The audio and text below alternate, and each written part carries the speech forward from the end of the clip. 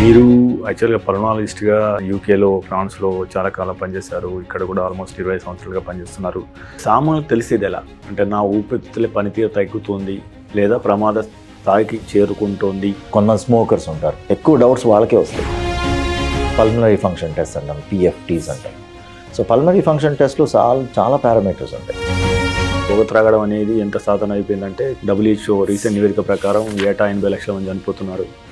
అందులో 13 లక్షల మంది పాపం పక్క నుండి ప్యాసివ్ స్మోకర్లు. స్మోకింగ్ చేసే వాళ్ళకి డైరెక్ట్గా లోపలికి తీసేసుకుంటున్నారు. They are not letting them go anything, అంటే ఏమీ పోదు బయటికి. ఈ స్మోకింగ్ వల్ల వచ్చిన డ్యామేజ్. ఎన్ని సిగరెట్లు రోజుకు తాగితే ఎంత కాలానికి ఏ జబ్బులు వస్తాయి? 4 pack years అంటాం. 20 cigarettes per day for 1 year is 1 pack year. Asthma అనేది ఎందుకు వస్తుంది? దీన్ని మనం ప్రారంభంలో ఎలా గుర్తించాలి? మన కంట్రీలో ఆస్తమా అనే ఒక వర్డ్ వింటే అదొక స్టిగ్మా లాగా తయారైపోయింది. ది వర్డ్ ఆస్తమా అని ఎవరన్నా డాక్టర్ అన్నారంటే that person must be really brave. దగ్గును నివారించడానికి మనం మందులు వాడాల్సిన అవసరం ఉందా లేదా అంటే ఇది కొద్దిగా వివాదాంశంగా నడుస్తుంది. అది యాక్చువల్లీ వెరీ ఇంపార్టెంట్ ఇదండి. నేను ఇన్ ఇయర్స్ ఆఫ్ ప్రాక్టీస్లో రేర్లీ కాఫ్ సిరప్ వాడతాను. Cough syrups are a combination అండి. ఈ కాఫ్ సిరప్ వల్ల ఇక్కడ చనిపోయారు, లేకపోతే ఇదయింది, అక్కడ ఆఫ్రికాలో ఇదయింది. ఈ కాంబినేషన్ ఎందుకు వాడాలి? మాకు తెలిసిన ఫ్రెండ్ వాళ్ళ డాటరే వచ్చింది, 17 years old. కాఫ్ సిరప్ తాగింది, 2 hours హార్ట్ రేట్ 140కి వెళ్ళిపోయింది. ఏ టైప్ ఆఫ్ కాఫ్ అనే దాన్ని బట్టి కాఫ్ సిరప్ ఉంటుంది. పేషెంట్ తట్టుకుంటారా లేదా అనేది దాన్ని బట్టి కాఫ్ సిరప్ ఉంటుంది.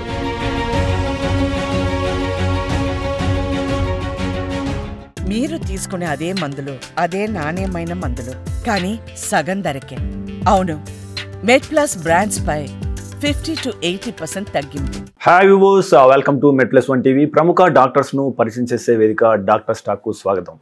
ప్రస్తుతం మనతో ఉన్నారు ప్రముఖ పల్మనాలజిస్ట్ డాక్టర్ సుధీర్ నడింపల్లి గారు. తను యూకేలో ఆల్మోస్ట్ ఒక 7 సంవత్సరాలు పనిచేసి గత 20 సంవత్సరాలుగా పల్మనాలజిస్ట్గా మనకు హైదరాబాద్లో సేవలు అందిస్తున్నారు.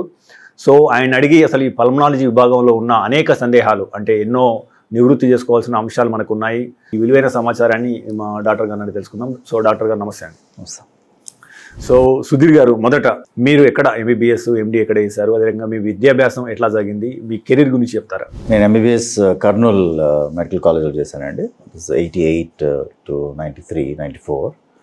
సో అప్పుడు దాని తర్వాత MD తిరుపతిలో చేశాను, తిరుపతి మెడికల్ కాలేజ్.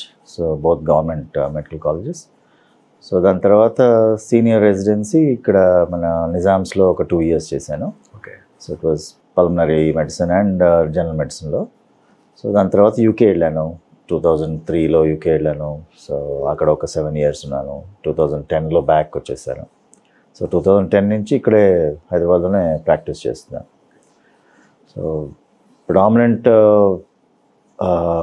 MDలో చేసిందంతా రెస్పిరేటరీ మెడిసిన్, అండ్ యూకేలో ఉన్నప్పుడు general medicine and respiratory medicine combination. So different perspective of respiratory medicine అక్కడ ఉంటుంది. So combination of Indian and British medicine తీసుకురావడానికి కొద్దిగా నాకు ఛాన్స్ దొరికింది. So I'm very happy about that. So మీరంటే యూకేలో అదే రకంగా ఫ్రాన్స్లో కొంతకాలం పనిచేస్తారు కదా. సో అంటే అక్కడ నేర్చుకున్న అంశాలు ఏంటి, అదే రకంగా మీరు అంటే సాధారణంగా ఇక్కడ అమెరికా కానీ లేదా UK వినా కానీ అక్కడ they want to settle down actually. So మళ్ళీ తిరిగి మీరు హైదరాబాద్ రావడం గల కారణాలు ఏంటి? నేనంటే యూకేలో ఉన్నప్పుడు మేము ఆ టైంలో కొద్దిగా ఇంటర్వెన్షనల్ పల్మనాలజీ కొద్దిగా చాలా అంటే అన్హర్డ్ ఆఫ్ ఆల్మోస్ట్ ఇండియాలో అయితే. అక్కడ యూకేలో కూడా చాలా తక్కువ ఉండేది. మేము వెళ్ళిన టైంలో ఒక 2004, 2005 ఆ టైంలో ఇంటర్వెన్షన్స్ చేసేవాళ్ళు 3-4 ఉండేవాళ్ళు UK మొత్తంలో. అప్పుడప్పుడే బస్ అని ఇలాంటి కొన్ని పరికరాలు వచ్చినాయి అప్పటికి 2006లో. సో ఇవన్నీ చాలా తక్కువ మంది చేసేవాళ్ళు, తక్కువ సెంటర్స్ చేసేవి. యూకేలో కూడా ఒక 3-4 సెంటర్స్ చేసేవాళ్ళు. సో వీటన్నిటికీ ట్రైనింగ్ ఎక్కువ యూజువల్గా ఫ్రాన్స్లో interventional pulmonology, the father of interventional pulmonology అక్కడ ఉండేవాడు ఒక ఆయన, డ్యుమాంట్ అని. డ్యుమాన్ దగ్గర చాలామంది ట్రైన్ అయ్యేవాళ్ళు. సో నేను కూడా హ్యాడ్ ది ఆపర్చునిటీ ఫ్రాన్స్ వెళ్ళడానికి. డుటావ్ అని ఇంకొక ఆయన ఉండేవాడు. సో వీళ్ళందరూ ఏంటంటే అప్పుడు ట్రైనింగ్ ఇనిషియల్ దీనిలో ఉండేదన్నమాట. యానిమల్స్ మీద ఉండేది, కాకపోతే అక్కడ అలౌడ్ కాబట్టి అక్కడ చేసేవాళ్ళు. సో వీ హ్యాడ్ ఆపర్చునిటీ, కొద్దిగా హ్యాండ్స్ ఆన్ ఎక్స్పీరియన్స్ కొద్దిగా ఉండింది. సో ఇంటర్వెన్షనల్ పల్మనాలజీ నేర్చుకోవడము అక్కడే నేర్చుకున్నాను. థొరకోస్కోపీ కానివ్వండి, రిజిడ్ బ్రాంకోస్కోపీ కానివ్వండి. So and aspects of interventional pulmonology చాలా ఉన్నాయి దాంట్లో. So France one of the very big centres, అక్కడ నేర్చుకున్నాను. దాని తర్వాత యూకేలో కొద్దిగా వచ్చిన తర్వాత ప్రాక్టీస్ చేసామన్నమాట. సాధారణంగా సార్ ఇప్పుడు మనం శరీరంలో 5 ప్రధాన అవయవాలు, ఏ అవయవం పనిచేయకుండా మరణం సంభవిస్తుంది. సో దాన్ని మనం 5 వైటల్ ఆర్గాన్స్ అంటాం, అందులో ఊపిరితిత్తులు ఒకటి. సో అసలు ఈ ఊపిరితిత్తులు చేసే పని ఏమిటి, దీని యొక్క ప్రాముఖ్యత ఏంటి? సో ఊపిరితిత్తుల్లో అంటే వన్ ఆఫ్ ది 5 ఆర్గన్స్ మీరు చెప్పేది హార్ట్, బ్రెయిన్, ఊపిరితిత్తులు, కిడ్నీస్. సో ఇవి వైటల్ ఆర్గన్స్. సో ఇవన్నీ వీటికి మెయిన్ హార్ట్ అండ్ లంగ్ ఎందుకు ఇంపార్టెంట్ అంటే ఈ రెండు కంబైన్డ్గా పనిచేస్తాయి. సో ఒకదానికి ఒకటి కాంప్లిమెంట్ చేసుకుంటూ ఉంటాయి. మనకేమంటే హార్ట్ పంప్ చేసినప్పుడు లంగ్స్కి వెళ్ళడము, లంగ్స్ నుంచి ఆక్సిజనేటెడ్ బ్లడ్ తీసుకోవడము, ఆక్సిజనేటెడ్ బ్లడ్ తీసేసుకుని మళ్ళీ హార్ట్ పంప్ చేయడము, ఇలా చేస్తూ ఉంటుంది అనమాట. ఈ హార్ట్ లంగ్ కాంబినేషన్లో మనకి బ్లడ్ క్యారీ చేస్తూ ఉంటుంది ఈ ఆక్సిజన్. కార్బన్ డైఆక్సైడ్ మళ్ళీ తీసుకొచ్చేసి లంగ్స్లో మళ్ళీ ఎక్స్చేంజ్ చేసేస్తుంది. ఎక్స్చేంజ్ చేసి కార్బన్ డైఆక్సైడ్ బయటికి పంపిస్తూ ఉంటుంది అనమాట. సో అందుకని it is one of the vital organs అని అందుకంటాం. సో లంగ్ ఫెయిల్ అయితే ప్రాబ్లమ్స్ వస్తాయి. సో అంటే మీకు కోవిడ్లో వాటిలో తెలిసే ఉంటుంది, మీకు చాలా వరకు లంగ్ ఫెయిల్ అయిపోయింది, లంగ్ డ్యామేజ్ అయిపోయింది, బాగా సిగ్నిఫికెంట్ డ్యామేజ్ అయింది, ఆక్సిజన్ మీదకి వెళ్ళారు, వెంటిలేటర్ల మీదకి వెళ్ళారంటే. సో బాగా డ్యామేజ్ అయిన తర్వాత మన ఆక్సిజన్ డిఫ్యూజన్ కెపాసిటీ అంటే ఎక్స్చేంజింగ్ కెపాసిటీ పోతుందన్నమాట వాళ్ళకి. సో ఇలాంటి డ్యామేజ్ జరిగితే లంగ్కి ఎక్కడైతే మనకి ఈ క్రూషియల్ ఆక్సిజన్ మనకి లంగ్స్కి, మనకి బ్లడ్ వెసల్స్కి ఎక్కడైతే ఎక్స్చేంజ్ అవుతుందో అది డ్యామేజ్ అవుతుందన్నమాట. సో అక్కడ ప్రాబ్లం అయితే మనకి ఆక్సిజన్ అందదు బాడీకి. ఆక్సిజన్ అందకపోతే ఆబ్వియస్లీ అన్ని ఆర్గన్స్ కొద్దిగా డ్యామేజ్ అవుతూ ఉంటాయి అన్నమాట. డాక్టర్ సుధీర్ గారు, అంటే ముఖ్యంగా మనకు సాధారణంగా సామాన్యమైన మనుషుల విషయంలో సాధారణంగా ఊపిరితిత్తుల యొక్క పనితీరు ఎందుకు తగ్గుతూ వస్తుంది, దీని గల కారణాలు ఏంటి, మనం ఊపిరితిత్తుల పనితీరు తగ్గుతుందని తెలుసుకోవడానికి ఎలాంటి సంకేతాలు ఉంటాయి? ఊపిరితిత్తులు అంటే నార్మల్ ఇండివిజువల్ నార్మల్ పర్సన్లో ఒక 35 years వరకు ఊపిరితిత్తుల కెపాసిటీ పెరుగుతూ వెళ్తుంది అనమాట. ఒక 30-35 years వరకు. ఓకే. 35 years తర్వాత మెల్లిగా ఒక డిక్లైన్ ఉంటుంది. అంటే యూజువల్గా ఊపిరితిత్తుల కెపాసిటీ మేము ఈ బ్రీదింగ్ టెస్ట్లో ఎస్టిమేట్ చేస్తాం. FEV1 అని. So one of the very commonly used parameters అది ఒక 30 ml/year తగ్గుతూ ఉంటుంది. సో యాజ్ యూ ఏజ్ మెల్లిమెల్లిగా తగ్గుతూ వెళ్తూ ఉంటుంది అనమాట. సో లంగ్ కెపాసిటీ టెస్ట్ చేసినప్పుడు ఎప్పుడు కూడా ఏజ్, హైట్, రేస్ని బట్టి మారుతూ ఉంటాయి. ఒక్కొక్కరు ఒకలాగా ఉంటారు. ఏషియన్ రేస్ అనుకోండి, చాలా కొద్ది షార్ట్ స్టేచర్, కొద్దిగా డిఫరెంట్ లంగ్ డయామీటర్స్, వాల్యూమ్స్ ఇవన్నీ డిఫరెంట్గా ఉంటాయి మనకి. ఫర్ ఎగ్జాంపుల్ కాకేషియన్స్ అంటే యూరోపియన్స్, అమెరికన్స్, వీళ్ళకి కొద్దిగా లంగ్ వాల్యూమ్స్ కొద్దిగా ఎక్కువ, వాళ్ళ బిల్ట్ కొద్దిగా డిఫరెంట్గా ఉంటుంది. సో ఎస్టిమేషన్స్ అన్నీ ఈ రేస్ని బట్టి, హైట్ని బట్టి, ఏజ్ని బట్టి మారుతూ ఉంటాయి. So according to that percentage of predicted volumes ఇలా చేస్తామన్నమాట. సో కెపాసిటీ అనేది ఇన్ జనరల్ 30-35 తర్వాత మెల్లిగా తగ్గుతూనే పోతూ ఉంటుంది. అంటే సామాన్యులకు తెలిసేది ఎలా? అంటే నా ఊపిరితిత్తుల పనితీరు తగ్గుతుంది లేదా ప్రమాద స్థాయికి చేరుకుంటోంది? 2 రకాలుగా అండి. So CT scans. So for example కొంతమంది స్మోకర్స్ ఉంటారు, పోనీ ఎక్కువ డౌట్స్ వాళ్ళకే వస్తాయి. ఎక్కువ స్మోకింగ్ కానీ లేకపోతే ఈ పొల్యూషన్ వల్ల ఏమవుతుందో లోపల అనేది తెలియక, ఎందుకంటే ఎక్కువ ఎక్స్పోజ్ అయ్యే వాళ్ళకి ఎస్పెషలీ, అంటే ఆక్యుపేషన్ కానివ్వండి, ఆక్యుపేషనల్ హజార్డ్స్, ఇప్పుడు కెమికల్ ఫ్యాక్టరీస్లో పనిచేసే వాళ్ళు కానివ్వండి, లేకపోతే కాటన్ ఇండస్ట్రీస్లో పనిచేసే వాళ్ళు కానివ్వండి, కోల్ మైనింగ్లో కానివ్వండి. సో వీటన్నిటిలో వాళ్ళకి ఎక్కువ స్క్రీనింగ్ రెగ్యులర్గా ఉంటుంది. సో వాళ్ళు రెండు రకాలుగా చూడొచ్చు. ఏదో ఎనటామికల్గా అంటే లంగ్ స్ట్రక్చర్ వైజ్ డ్యామేజ్ ఉందా లేదా అనేది కనుక్కోవడానికి in depth CT scans. CT scans lot of radiation, okay, పెద్ద ఎక్కువ మేము అందుకే అడ్వైజ్ చేయము. సో లేదు నాకు కావాలి కంపల్సరీ నాకు తెలుసుకోవాలని ఉంది అని అంటే సిటీ స్కాన్ ఒక పద్ధతి. ఎందుకంటే 1 millimeter కట్స్లో మనకి డీటెయిలింగ్ తెలుస్తుంది. ది అదర్ వే ఇంకోటి అంటే ఫిజియలాజికల్గా అంటే మన కెపాసిటీ ఎలా ఉంది అనేది తెలుసుకోవడానికి lung function test, so pulmonary function test అంటాం, పిఎఫ్టీస్ అంటాం. సో పల్మనరీ ఫంక్షన్ టెస్ట్లో చాలా పారామీటర్స్ ఉంటాయి. సో ఒక్కొక్క జబ్బుకి ఒక్కో రకంగా ఉంటుంది. ఒక ఆస్తమా అనేది ఒక రకంగా ఉంటుంది, ఇంటర్స్టిషియల్ లంగ్ డిజీజ్ అనేది ఒక రకంగా ఉంటుంది, సో అప్పర్ ఎయిర్వే డిజీజ్ అనేది ఒక రకంగా ఉంటుంది. సో ఇవన్నీ ఎస్టిమేట్ చేయడానికి ఒక లంగ్ ఫంక్షన్ టెస్ట్లు all pulmonary function tests important. So నా లంగ్ కెపాసిటీ తగ్గిందా లేదా, ఈ ఏజ్లో ఈ ప్రెడిక్టెడ్ వాల్యూ కన్నా నా ప్రెడిక్టెడ్ వాల్యూస్ ఎంత తగ్గింది అంటే 80% ఆఫ్ ది ప్రెడిక్టెడ్ వాల్యూ కన్నా తగ్గితే తగ్గినట్టు. Okay, so that is how we estimate. Okay. అంటే ఇప్పుడు మనం 30 తర్వాత క్రమంగా కొద్దిగా ఊపిరితిత్తుల యొక్క పనితీరు తగ్గుతూ వస్తుంది అని అంటున్నారు. సో అంటే ఒక సాధారణ మనిషి ఎన్ని సంవత్సరాలకు లంగ్ ఫంక్షన్ టెస్ట్ మొదలు పెట్టాలి? సో ఎంత ఆఫెన్గా చేయించుకోవాలి, లేదా ఎవరు దీన్ని సీరియస్గా తీసుకోవాలి అంటే నాకు ఖచ్చితంగా తీసుకోవాలని అంటే is there any parameter or standard parameters according to WHO or someone else? యూజువల్గా there is no such thing as regular ఇది. బట్ మనకేంటంటే స్క్రీనింగ్ వైజ్ ఒక chest x-ray every year after 40 okay will be అంటే ideal thing అనమాట, chest x-ray as a standard. అంటే దీనికి ఒక the ups and downs ఉన్నాయి. దీనికి ఒక డౌన్ సైడ్ ఏంటంటే కొన్నిసార్లు ఎక్కువ రేడియేషన్ అని చెప్పి మేము సిటీ స్కాన్స్ కూడా ఎక్కువ చేయలేము కూడా. We can't do routine screening CT scans unless బాగా రిస్క్ ఫ్యాక్టర్స్ ఉంటాయి తప్ప.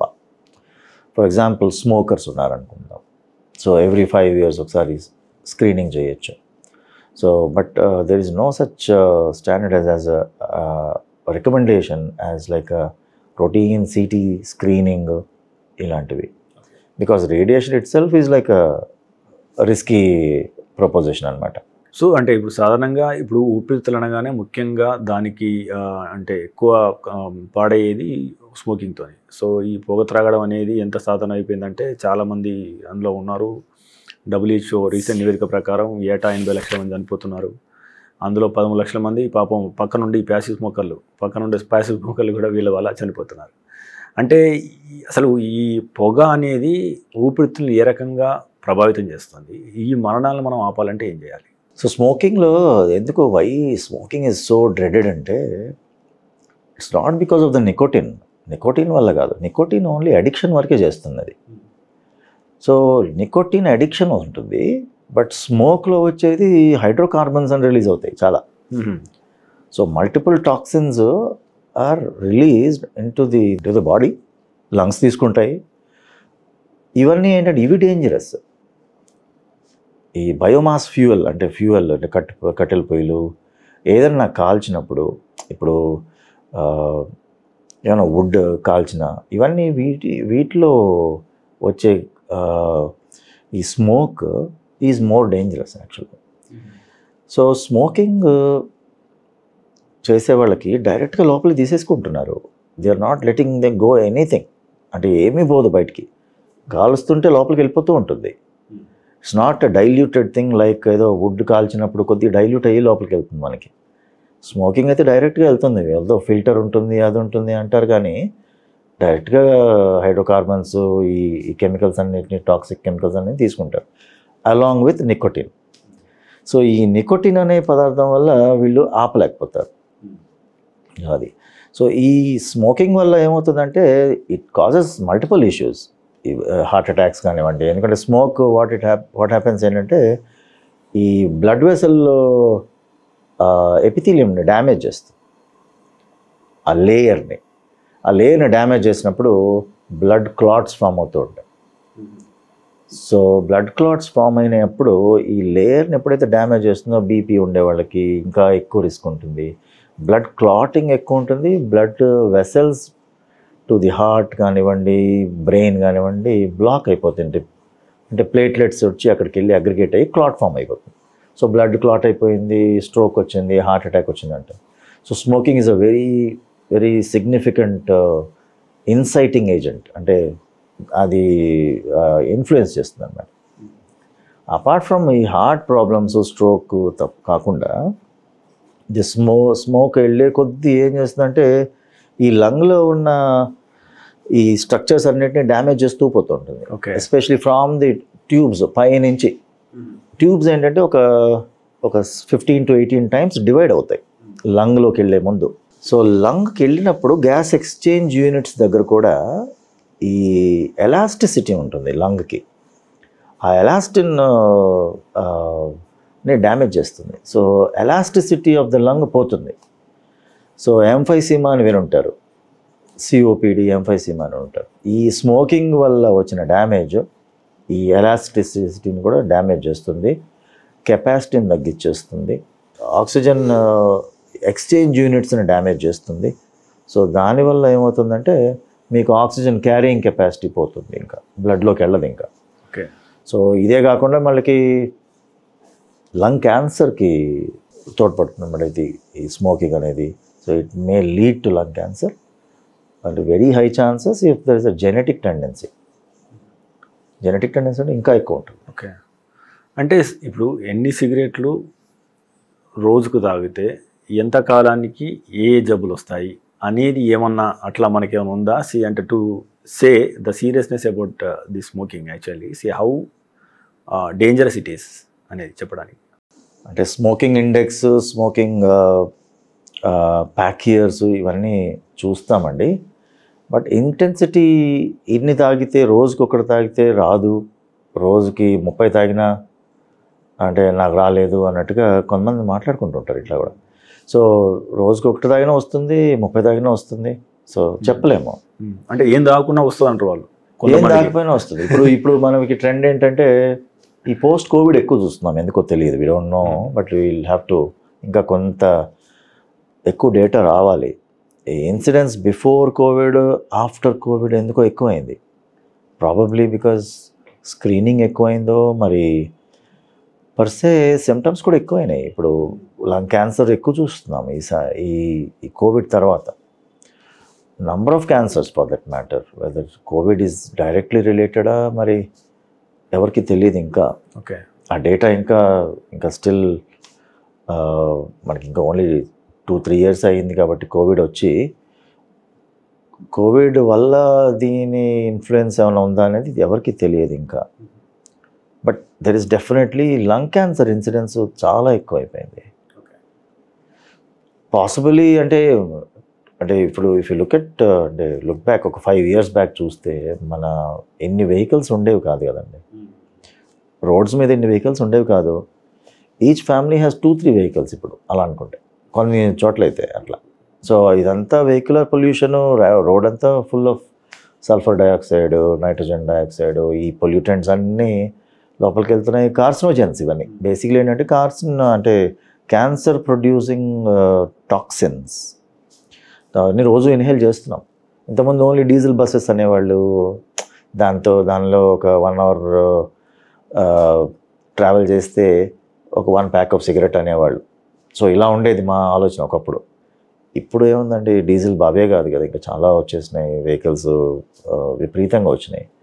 సో ఇంత amount of pollution, I think that's a very important factor related to అంటే క్యాన్సర్ ఫార్మేషన్. సో డాక్టర్ గారు, మీరు గత 20 సంవత్సరాలుగా ఈ విభాగంలో ఉన్నారు, ఎంతోమంది పేషెంట్లు చూస్తుంటారు. సో స్మోకింగ్ అనేది లేకపోవడానికి, సో అదే పనిగా చైన్ స్మోకర్గా మారడానికి ఏది అతిపెద్ద కారణము? వీరు ఖచ్చితంగా మానేయాలంటే is there any very good strategies? Smoking అంటే యూజువల్గా ఈ టీనేజర్స్ వీళ్ళు దే టేకప్ ఒక ఫ్యాన్సీ లాగా తీసుకుంటారు. Usual that's how it starts. తర్వాత ఫ్రెండ్స్ అనో లేకపోతే వాళ్ళు పక్కన ఉంటే వాళ్ళకి చేస్తే బాగుంటుంది, ఒకసారి లెటస్ టేక్ 1 puff, దాని తర్వాత ఫ్యూ పఫ్స్ అవుతాయి, దాని తర్వాత ఇలాగే స్టార్ట్ అవుతుంది, ఇనిషియేట్ అవ్వడం. ఇది ఇట్లా స్టార్ట్ అయిన smoking, the nicotine is the one thing that యాక్చువల్గా అంటే అడిక్టింగ్ ప్రాపర్టీ. ఇక్కడ nicotine is the addicting property. So nicotine withdrawal ఉంటుంది, కొన్నిసార్లు షేకింగ్ లాగా అయిపోవడము, ఎక్కువ డిపెండెన్సీ ఉంటాయి. సో అలా నికోటిన్ అంటే కంటెంట్ ఎక్కువ ఉందంటే ఎక్కువ స్మోకింగ్, ఎక్కువ నంబర్ ఆఫ్ సిగరెట్స్ స్మోక్ చేస్తున్న వాళ్ళకి నికోటిన్ రిక్వైర్మెంట్ ఎక్కువ ఉంటుంది. సో నికోటిన్ విత్డ్రాల్ ఉన్నప్పుడు దాని విత్డ్రాల్ సిమ్టమ్స్ వస్తాయి. So nicotine replacement one of the పద్ధతి అండి అది. కానీ దీనికన్నా ముందు mind set important. It's the mind set. ఇవాళ నేను స్మోకింగ్ ఇవాళ నుంచి చేయను అని చెప్పి అనుకుంటే ఇట్ విల్ హ్యాపన్. ఈ నికోటిన్ ప్యాచ్లు కాదు, ట్యాబ్లెట్స్ కాదు, no de addiction centre will help more than the mind. And it's all in the mind అంటారు. అందుకనే సో ఆల్కహాల్ కానివ్వండి, స్మోకింగ్ కానివ్వండి, ఎనీ హ్యాబిట్ ఫార్మింగ్ ఇది కాదు. ఫస్ట్ ఒక డేట్ అనుకోండి అంటాము, చెప్తాము, మాకు తెలిసిపోతుంటుంది. ఇఫ్ ద పర్సన్ అంటే నేను మాట్లాడినప్పుడు స్మోకింగ్ ఆపితే బెటర్ అండి ఇలా చెప్తాను నేను. స్మోకింగ్ ఆపాలండి లేకపోతే ఇంకా డ్యామేజ్ అవుతుంది. సో ఈ కాన్వర్సేషన్ ఉంటుంది whenever we come across, అంటే ఓపీలో స్మోకర్స్ కనపడితే. సో ఎలా సార్ చాలా కష్టంగా ఉంది, అసలు చేయలేకపోతున్నాను, tell me ways of doing it అని అంటే ఫస్ట్ మైండ్ మేకప్ చేసుకోండి. దాని తర్వాత if you're ready, if you're really determined, then అప్పుడు చూద్దాము అన్నట్టుగా చెప్తాను. సో ఫస్ట్ మైండ్ రెడీగా ఉండాలి. దాని తర్వాత నికోటిన్ రీప్లేస్మెంట్ స్ట్రాటజీస్ ఉన్నాయి, రీప్లేస్మెంట్ ప్యాచెస్ ఉన్నాయి, గమ్స్ ఉన్నాయి, డిపెండింగ్ ఆన్ ది ఇంటెన్సిటీ. అంటే నంబర్ ఆఫ్ సిగరెట్స్, ఎంత చైన్ స్మోకర్స్ అయితే ఎక్కువ number of chewing gums, patch ఎక్కువ కంటెంట్ ఉంటే నికోటిన్ పెట్టుకోవాల్సి వస్తుంది. ఇలా ఉంటుంది అన్నమాట. మోర్ దెన్ దట్ ఏమవుతుందంటే వీళ్ళు ఎట్లా ఉంటుందంటే కొంతమంది 4 months తీసేస్తారు కంప్లీట్గా, మళ్ళీ దే టేక్ ఇట్ అప్ అనమాట. సో ఒక సార్ట్ ఆఫ్ అర్జ్ అనేది ఇట్స్ అ మైండ్ థింగ్ అని నా ఉద్దేశం. ఇప్పుడు గత ఒక 4-5 సంవత్సరాలు చేసిన వ్యక్తి, స్మోకింగ్ చేసిన వ్యక్తి మానేసింది అనుకుందాం ఒకవేళ. సో ఆయన శరీరంలో తిరిగి అంటే శరీరం ఆరోగ్యవంతంగా అయ్యే లక్షణాలు ఏ రకంగా ఉంటాయి, ఎంతకాలం పడుతుంది అంటే పూర్తిగా తిరిగి పూర్తి ఆరోగ్యవంతుడు కావడానికి? అంటే 4 years తాగితే డ్యామేజ్ ఏదో అయిపోతుందని అనేది గ్యారంటీ లేదండి అందరికీ. 4 years అంటే ఇంటెన్స్ స్మోకర్స్ అయితే తప్ప. సో ప్రాబ్లీ లెటసే ఒక 20 cigarettes per day 4 years తాగారంటే it's కొద్దిగా సిగ్నిఫికెంట్. 4 pack years అంటాం. 20 cigarettes per day for 1 year is 1 pack year. అట్లా సో ఒక 10 to 15 pack years కాల్చిన వాళ్ళు అంటే అందరూ 20 తాగారు కదా, ఒకవేళ 5 తాగారు అనుకోండి. సో ఓవర్ 20 years ఏమవుతుందంటే 5 pack years అవుతుంది. సో అట్లా క్యాల్కులేట్ చేస్తాం.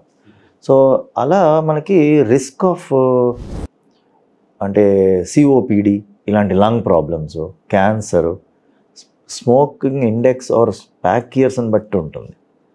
సో ఎక్కువ నెంబర్ ఆఫ్ ప్యాక్ ఇయర్స్ తాగిన వాళ్ళకి ఎక్కువ ఛాన్సెస్ ఆఫ్ క్యాన్సర్, ఎక్కువ ఛాన్సెస్ ఆఫ్ లంగ్ ప్రాబ్లం అనేది ఉంటుందన్నమాట. సో 4 years తాగారు, ఎన్ని తాగారు? ఒక 4-5 cigarettes తాగారు.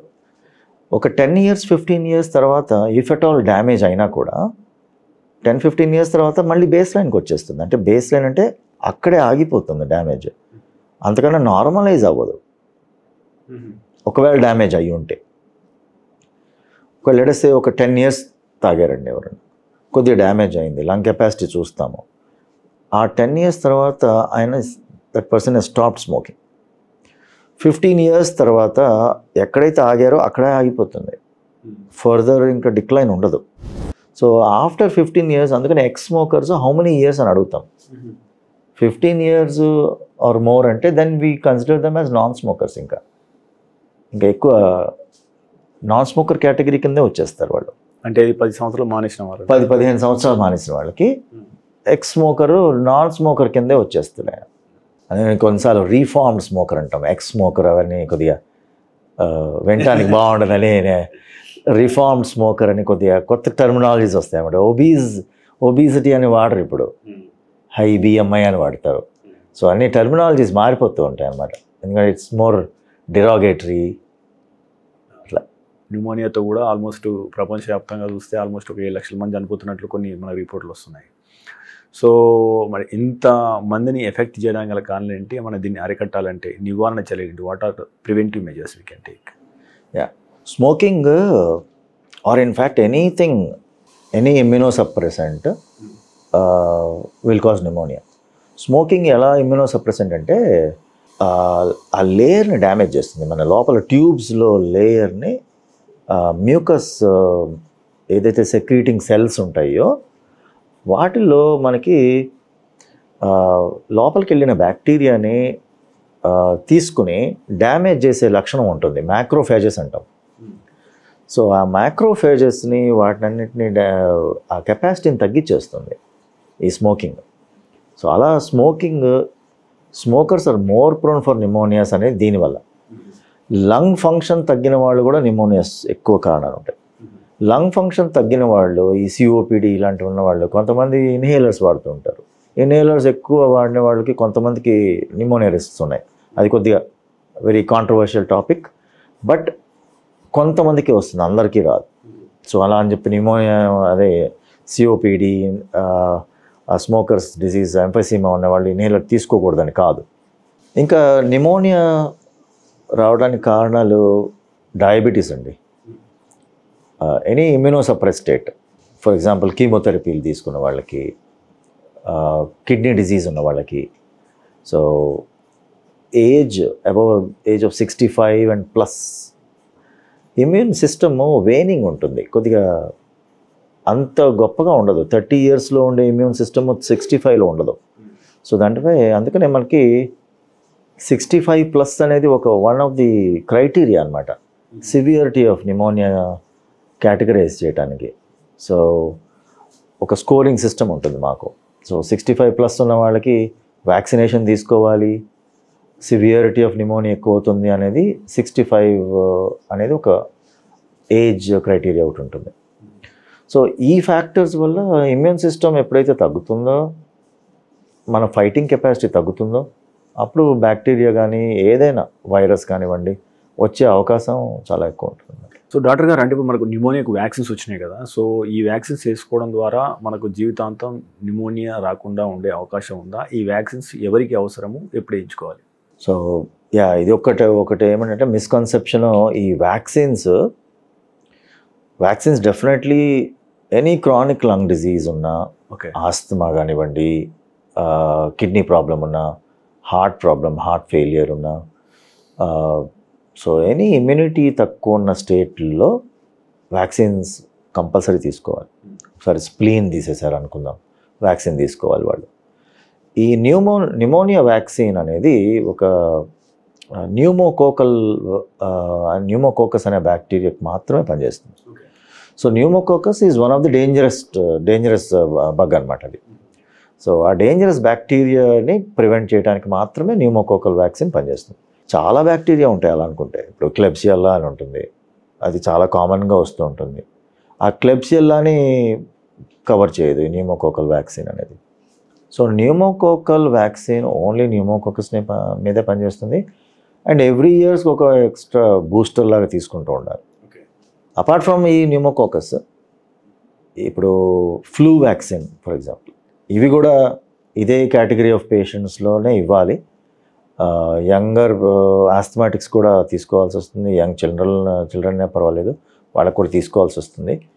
అండ్ వీళ్ళు కూడా ఏంటంటే ఓన్లీ ఈ ఫ్లూ వ్యాక్సిన్ అనేది ఓన్లీ ఫ్లూకి మాత్రమే పనిచేస్తుంది. అంటే మల్టిపుల్ వైరసెస్ ఉంటాయి. ఇప్పుడు ఎగ్జాంపుల్ ఈ రైనో వైరసెస్, కరోనా వైరస్లు, మెటాన్యూమో వైరస్ అని కొత్తగా వచ్చింది ఒకటి. అంటే కొత్తగా రాలేదు, బట్ ఉంది, కానీ దానికి ఇలాంటి వాటికి పనిచేయదు. రెస్పిరేటరీ సిన్సేషియల్ వైరస్, వీటన్నిటికి పనిచేయదు. So influenza is a devastating disease, flu అనేది. సో అందుకని ఫ్లూ వ్యాక్సిన్ ఇంపార్టెంట్. న్యూమోకోకస్ అనేది వెరీ సివియర్ డిజీజ్, అందుకని న్యూమోకోకల్ వ్యాక్సిన్ ఇంపార్టెంట్. సో ఈ రెండు అట్లీస్ట్ తీసుకోవాలి. సో ఇంకో డాక్టర్ గారు, సాధారణంగా ఇప్పుడు ఆస్తమా అంటున్నాం మనం. ఆస్తమా భారత్ లాంటి కంట్రీస్లో ఆల్మోస్ట్ ఒక 80% మందికి ఆస్తమా ఇంకా కరెక్ట్ డయాగ్నోస్ చేయలేదు అని అంటున్నారు. సో ఇందులో వాస్తవం ఎంత, అదే రకంగా ఆస్తమా అనేది ఎందుకు వస్తుంది, దీన్ని మనం ప్రారంభంలో ఎలా గుర్తించాలి? సో ఆస్తమా అనేది ఒక ఇట్స్ ఇంక్రీజింగ్ అండి డెఫినెట్గా. దట్ ఈస్ అంటే ఒకప్పుడు మేము చదువుకున్న టైంలో అరౌండ్ 7-10% అనేవాళ్ళు, ఇప్పుడు అరౌండ్ 20% అంటున్నారు. 20-25%, 20-25% ఆఫ్ జనరల్ పబ్లిక్ ఆస్తమా ఉంది అనేది ఇప్పుడు that's how it is. Post Covid airway diseases అంటే ఆస్తమా లాంటి బిహేవియర్ చాలా ఎక్కువ చూస్తున్నాం ఇప్పుడు. ఆస్తమా జెనెటికల్గా వచ్చేది ఎక్కువ ఎవరికో ఇంట్లో ఫ్యామిలీలో ఎవరికో ఉంటుంది. So close relatives or somewhere ఎక్కడో చోట ఉంటుంది. ఆస్తమా డయాగ్నోసిస్ అంత డిఫికల్ట్ కాదండి యాక్చువల్గా. ఆస్తమా అన్డయాగ్నోస్డ్ అంటే ఇట్స్ బికాస్ మన కంట్రీలో ఆస్తమా అనే ఒక వర్డ్ వింటే అదొక స్టిగ్మా లాగా తయారైపోయింది. ఆస్తమా అండి నన్ను ఇప్పటి వరకు బ్రాంకైటిస్ అన్నారు అని వినపడుతుంటాయి మాకు కామన్గా. ఇవి ద వర్డ్ ఆస్తమా అని ఎవరన్నా డాక్టర్ అన్నారంటే that person must be really Brave. అంటే టు స్పెల్ ఇట్ అవుట్. అంటే ఆస్తమా నీకు అని చెప్పాలంటే పేషెంట్ మళ్ళీ రాడేమో అని చెప్పి భయం కూడా ఉంటుంది అన్నమాట. సో ఆస్తమా అని చాలామంది చెప్పరు. అది అందుకని నాకు ఎప్పుడు ఎవరు చెప్పలేదండి అని అంటుంటారు. కానీ వీళ్ళకి చూస్తే 20 years నుంచి అదే సేమ్ సిమ్టమ్స్ వస్తుంటాయి. So asthma is like very clinical diagnosis. ఈ టెస్ట్ చేస్తే వస్తుంది, ఈ ఎక్స్రే చేస్తే వస్తుంది అనేది కాదు అది ఆస్తమా అనేది. It's about patients history. Patient ఏం చెప్తే అది దాన్ని బట్టి ఆస్తమా డయాగ్నోస్ చేసేయచ్చు. ఓకే. సో పేషెంట్ చెప్తుంటారు నాకు రికరెంట్గా కాఫ్ వస్తుంది, ఫ్లమ్ వస్తుంది, అది ఈవినింగ్ వస్తుంది, బాగా అతుక్కుంటుంది, బయటికి రాదు, ఈవినింగే ఎక్కువ ఉంటుంది, వీజింగ్ ఉంటుంది, పిల్లి కూతుల్లాగా వస్తాయి, చెస్ట్ టైట్నెస్ ఉంటుంది, ఆయాసం ఉంటుంది. సో ఇవన్నీ చూస్తే ఓకే ఇది ఆస్తమా బిహేవియర్ లాగా ఉంది అని అనుకుంటాం అనమాట. So to add on to the diagnosis severity చూడటానికి కొన్నిసార్లు ఈ పల్మరీ ఫంక్షన్ టెస్ట్, ఈ ఎక్స్రేస్ ఒకటి చూస్తాము. కొంతమంది స్మోకర్స్ ఉంటారు, వాళ్ళు దానివల్ల కూడా ఈ ఆస్తమా లాగా సిమ్టమ్స్ వస్తూ ఉంటాయి. అండ్ మోరోవర్ దీనికి ఒక ఫ్లేర్ అప్స్ ఉంటాయి అన్నమాట ఆస్తమాలో. కొన్నిసార్లు ఏమవుతుంది, అగరబత్తికి పడదండి, ఈ అగరబత్తి వాడితే బాగుంటుంది కానీ ఆ అగరబత్తి వాడితే బాగుండదు. Very typical. అన్ని అగరబత్తులు పడతాయనేది ఏం లేదు. ఒక అగరబత్తి పడితే ఇంకో అగరబత్తి పడకపోవటం ఏంటండి అని క్వశ్చన్లు వస్తుంటాయి మాకు. అంటే దట్ ఈస్ అలా అంటే ఆ బాడీ అలా రియాక్ట్ అవుతుంది. కొంతమంది కోల్డ్ ఎయిర్ పడదు, చల్లగాలి. లోపల కార్లో కూర్చున్నాను, ఏసీ పెట్టారు అంటే ఏసీ ఎక్కడైనా ఉంటుంది, ప్రాబబ్లీ దాంట్లో కొద్దిగా డస్ట్తో వచ్చిన ఏసీ ఉంటుందేమో, ఏసీ ఎయిర్ ఉంటుందేమో. సో హౌస్ డస్ట్ ట్రిగర్స్ ఎక్కువ యూజువల్గా. అంటే బాగా పంచెంట్ ఆర్డర్స్ లోపలికి కుకింగ్ అప్పుడు ఆ స్మెల్కి పడదు కొంతమందికి. ఇవన్నీ triggers. Seasonal asthma, viruses very common trigger. 95-90% of flare-ups సీజనల్గా ఎందుకు అవుతాయి, వైరస్ల వల్ల అవుతాయి. ఓకే. సో అందుకని యాంటీబయాటిక్లు ఇస్తూ పోతూ ఉంటారు, తగ్గదు 3rd week వస్తారు మా దగ్గరికి. ఒక 2 కోర్సులు యాంటీబయాటిక్ వాడామండి ఇప్పటి వరకు, నాకు ఇది తగ్గట్లేదు ఈ దగ్గు అని. ది ఫండమెంటల్ ఇష్యూ ఏంటంటే అక్కడ that is airway disease which is hyper responding. ఎక్కువ రెస్పాన్స్ వస్తుందన్నమాట. ఏ చిన్న పర్ఫ్యూమ్ వాడినా వస్తుంది, ఏ కొద్దిగా ఘాటు వాసన వచ్చినా వచ్చేస్తుందండి, నవ్వినా వస్తుంది, ఇలా వస్తాయన్నమాట అంతా. సో దీనికి రెస్పాండ్ అయ్యేది ఏంటంటే ఇన్హేలర్స్కి, స్టెరాయిడ్స్కి రెస్పాండ్ అవుతారు వాళ్ళు. ఓకే. ఎందుకంటే దాంట్లో asthma is an airway disease tubes వల్ల. ఆ ట్యూబ్స్ ఏంటి ఒక 15-18 సార్లు డివైడ్ అవుతూ చిన్నగా వెళ్ళిపోతూ ఉంటాయి. ఆ చివరాఖరి వరకు వెళ్ళే ట్యూబ్స్లో స్వెల్లింగ్ ఉంటుంది. ఆ స్వెల్లింగ్ లోపలికి గాలి బయటికి లోపలికి వెళ్తున్నప్పుడల్లా మీకు స్టిమ్యులేట్ అవుతూ ఉంటుంది, దగ్గు వచ్చేస్తుంటుంది. సో ఆ స్వెల్లింగ్ తగ్గాలి, ఆ హైపర్ సెన్సిటివిటీ తగ్గాలి. So that is about asthma అనమాట. యాంటీబయాటిక్స్ వల్ల ఆస్తమా తగ్గదు, ఇన్హేలర్స్ వల్ల, కొన్ని ట్యాబ్లెట్స్ వల్ల, మాంటిల్యూకాస్ట్ అని ఒకటి. సో ఇలాంటివి కొన్ని ఉంటాయి, ఇంకా సివియర్గా ఉంటాయి స్టెరాయిడ్స్ వల్ల, వీటి వల్ల. సో ఇంకో డాక్టర్ గారు, అంటే ఈ విషయంకి వస్తే మనకు సాధారణంగా ఈ కాలంలో మనం మస్కిటోల కోసం చాలామంది ఇంట్లో మస్కిటో రిపెల్లెంట్స్ అనేది మనం పెడుతున్నాం కదా. సో వాటి నుంచి వచ్చే గాఢత, వాటి నుంచి వచ్చే వాసన, అది ఏ రకంగా ఊపిరితిత్తులు కానీ మన ఆరోగ్యాన్ని కానీ ప్రభావితం చేస్తుందా? సో దాంట్లో ఉండే కదా హైడ్రోకార్బన్స్ అండి, పాలీ హైడ్రోకార్బన్స్. ఈ వీటిల్లో ఇమ్మీడియట్గా ఆస్తమా వచ్చేవాళ్ళు చాలామంది ఉంటారు. పడవు.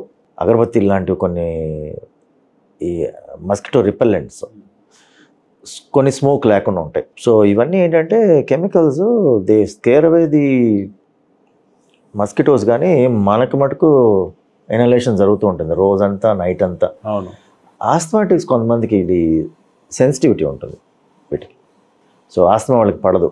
సో ఒక్కోటి హిస్టరీలో చూస్తే ఓకే కరెక్టేనండి, అది చెప్పారు, అది ఉంది మా దగ్గర, రోజు అది పెట్టుకుంటే వస్తుంది, అది పెట్టుకోకపోతే రావట్లేదు అని క్లాసికల్గా చెప్పేస్తారు వాళ్ళు. సో అపార్ట్ ఫ్రమ్ దాట్ దీనివల్ల వచ్చే డ్యామేజ్ మనకి ఎంత అవుతుందో తెలియదండి. అంత డేటా లేదు. ఈ మస్కిటో రిపెల్లెంట్స్ బిజినెస్ అంతా మనకి ఇక్కడే ఉంటుంది, ఇండియాలోనే ఎక్కువ ఉంటుంది. ఇంకా వేరే కంట్రీస్లో పెద్ద మస్కిటో ఇవి ప్రాబ్లమ్స్ పెద్ద ఉండవు. అందుకనే మస్కిటో నెట్స్ వాడండి అంటాం మేము. అంటే ప్రివెంటివ్ ఇది మస్కిటో నెట్స్ వాడండి, దట్స్ మోర్ ఈ కెమికల్స్ లోపలికి వెళ్ళకుండా ఉంటాయి అని. సో ఇంకొక డాక్టర్ గారు, సాధారణంగా ఇప్పుడు మనం ఈ ఆస్తమా అనగానే ఎక్కువ మంది చేప మందు తినండి అని అంటారు, లేదా చేప మందు కోసం కొన్ని లక్షల మంది కూడా గతంలో చేప మందు తిన్న పరిస్థితి. అసలు యాక్చువల్గా ఆస్తమా ఉన్న వాళ్ళకి చేప మందుతో ప్రయోజనం ఉంటుందా లేదా? అది దాంట్లో అంటే నో వన్ రియలీ నోస్ అండి, ఇది కరెక్ట్గా చెప్పాలంటే. దాంట్లో ఏముందనేది తెలియదు ఎవరికి. ఆ మందులో ఏముందనేది ఎవరికి తెలియదు, ఎవరికి తెలియదు. Because it never comes out. దాన్ని అసెస్ చేసి దాంట్లో ఏముంది అనేది, దాని మెడిసినల్ వాల్యూ ఏంటి అనేది ఎవరికి తెలియదు. ఆ చేపలో పెడతారు, దాంట్లో మింగేయమంటారు, మింగిచ్చేస్తారు. అప్పుడే ఆ ఫార్ములా బయటికి రాదు. సో దానివల్ల చాలామంది వస్తారు ప్రివెంటివ్ కోసం అని చెప్పి తీసుకుంటారు. చాలామంది, మీకు తెలియదు ఏంటంటే, చాలామంది హాస్పిటల్కి కూడా వస్తారు నెక్స్ట్ డే ఎక్కువైందని. Okay. So we don't know, తెలియదు మాకైతే. యాజ్ సచ్ ఏదైనా కానీ ఎవిడెన్స్ బేస్డ్ అండి. Unless there is a big evidence which is actually shared, I think we cannot comment. Hi viewers, విలువైన విశ్వసనీయమైన ఆరోగ్య సమాచారాన్ని అందించడానికి మనం మెడ్+1 టీవీని ఏర్పాటు చేశాం. అనతి కాలంలోనే మనం 3 లక్షలకు పైగా సబ్స్క్రైబర్లు, అదే రకంగా 7 కోట్ల వ్యూస్ను సాధించుకున్నాం.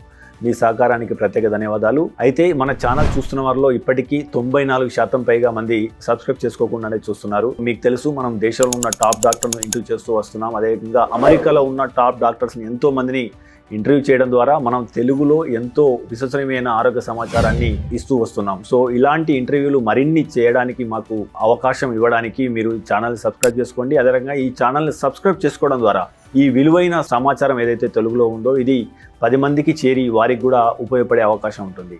So please subscribe and watch మెడ్+1 టీవీ. సో డాక్టర్ గారు, అంటే ఈ ప్రస్తుత తరుణంలో మనకు అఫోర్డబిలిటీ పెరిగింది, మంచి ఫుడ్ తింటున్నాము, మంచి అంటే లైఫ్ స్టైల్ మారింది అంతకుముందు తరంతో పోలిస్తే. కానీ మనకు గాలి కాలుష్యం అనేది చాలా ప్రమాదకరంగా తయారవుతుంది రాను రాను. సో ఈ బ్రిటిష్ జర్నల్ ప్రకారం ఆల్మోస్ట్ ఏటా 20 లక్షల మంది గాలి కాలుష్యంతో చనిపోతున్నారని లెక్కలు వస్తున్నాయి. సో ఢిల్లీ లాంటి ప్రాంతాల్లో క్రికెట్ లాంటివి కూడా ఆడనీయని పరిస్థితి, కొంతమంది ఆడ ఆడివెన్ లాంటి నిబంధనలు పెట్టిన పరిస్థితి. ఇప్పటికీ ఢిల్లీ లాంటి ప్రదేశాల్లో ఉండాలంటే మాకు భయం అవుతుందని చెప్పేసి ప్రముఖులు మాట్లాడిన పరిస్థితి.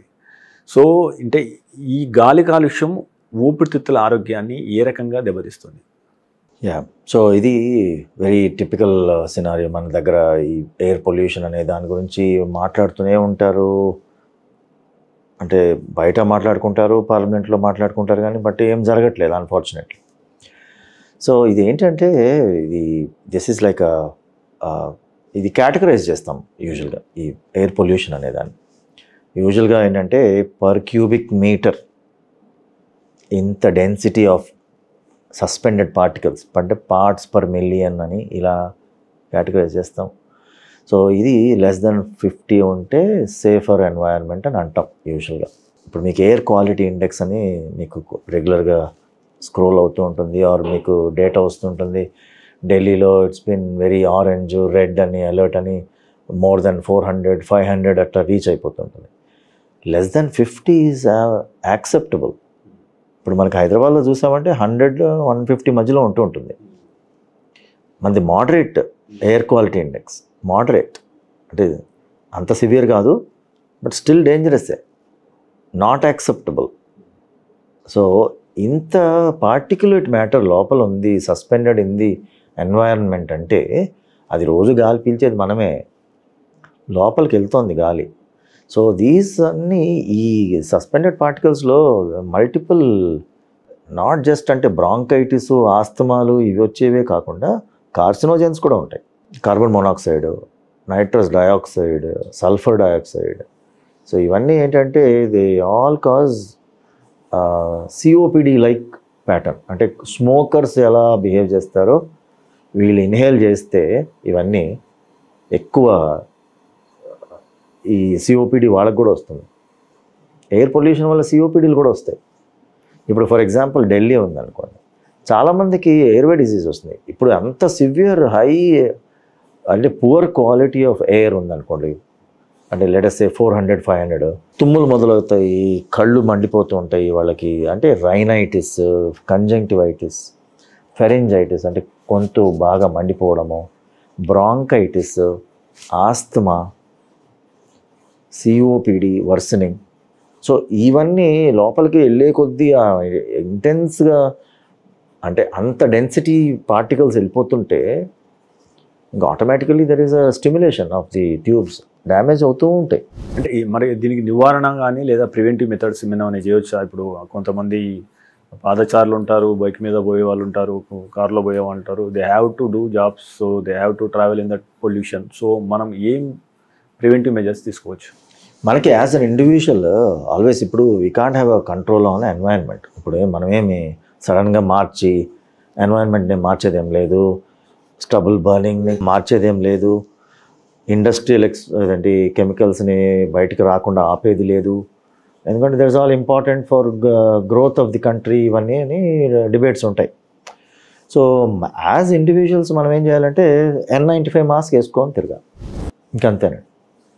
ఎయిర్ ప్యూరిఫైర్స్ కొద్దిగా పనిచేస్తాయి, ఎందుకంటే అట్లీస్ట్ కొద్ది బెటర్. ఆల్దో కొద్ది ఎయిర్ ప్యూరిఫైర్స్ మీద దాని ప్రాబ్లమ్స్ దానికి ఉంటాయి, బట్ అట్లీస్ట్ ద ఇంటెన్సిటీ, ఈ హెపా ఫిల్టర్స్ ఏదైతే ఉంటాయి ఎయిర్ ప్యూరిఫైర్స్లో, అది part of it will be taken. అది అంత డెన్సిటీ ఉన్న అంత పువర్ క్వాలిటీ ఉన్న ఎయిర్ని కొద్దిగా బెటర్ క్వాలిటీ చేస్తుంది. ఓకే, యాజ్ ఇండివిజువల్స్ ట్రావెల్ చేస్తున్న వాళ్ళు the suggestion is N95 masks. So doctor గారు, అంటే ఇప్పుడు ఎయిర్ ప్యూరిఫైయర్ విషయానికి వస్తే, అంటే మీరు పర్సనల్గా మీరు ఎయిర్ ప్యూరిఫైయర్స్ ఇంట్లో కానీ ఆఫీస్లో కానీ వాడతారా? సో అంటే ఎటువంటి ఎయిర్ ప్యూరిఫైయర్లు వాడాలి, సో దానికి ఎలాంటి జాగ్రత్తలు తీసుకుంటే మనకేమో ఉపయోగం? ఇది ఫైబర్స్ ఉంటాయండి ఎయిర్ ప్యూరిఫైయర్స్లో. ఏమవుతుందంటే they filter out less than 0.5 మైక్రాన్స్ని కూడా ఆపేస్తుంది, అందుకనే వైరస్ లెవెల్ని కూడా ఎంటర్ కావు.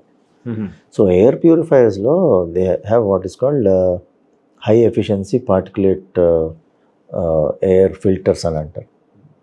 సో ఇవి మల్టిపుల్ కంప్రెస్డ్ ఫైబర్స్ లాగా ఉంటాయి. వీటిలో కొద్దిగా హీట్ వల్ల కొద్దిగా there is a debate on the safety of air purifiers కొన్ని చోట్ల. ఎందుకంటే ఈ కార్బన్ ఎమిషన్సే ఉంటాయి దాంట్లో కూడా.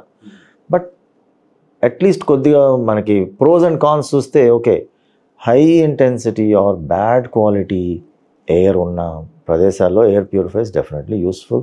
మనలాంటి ఇంటీరియర్స్ ఒక లోపల ఉన్నాం ఎక్కడన్నా ఇన్సైడ్ హౌస్, ఇవన్నీ ఎయిర్ ప్యూరిఫైర్స్ అంత రికమెండెడ్ కాదు.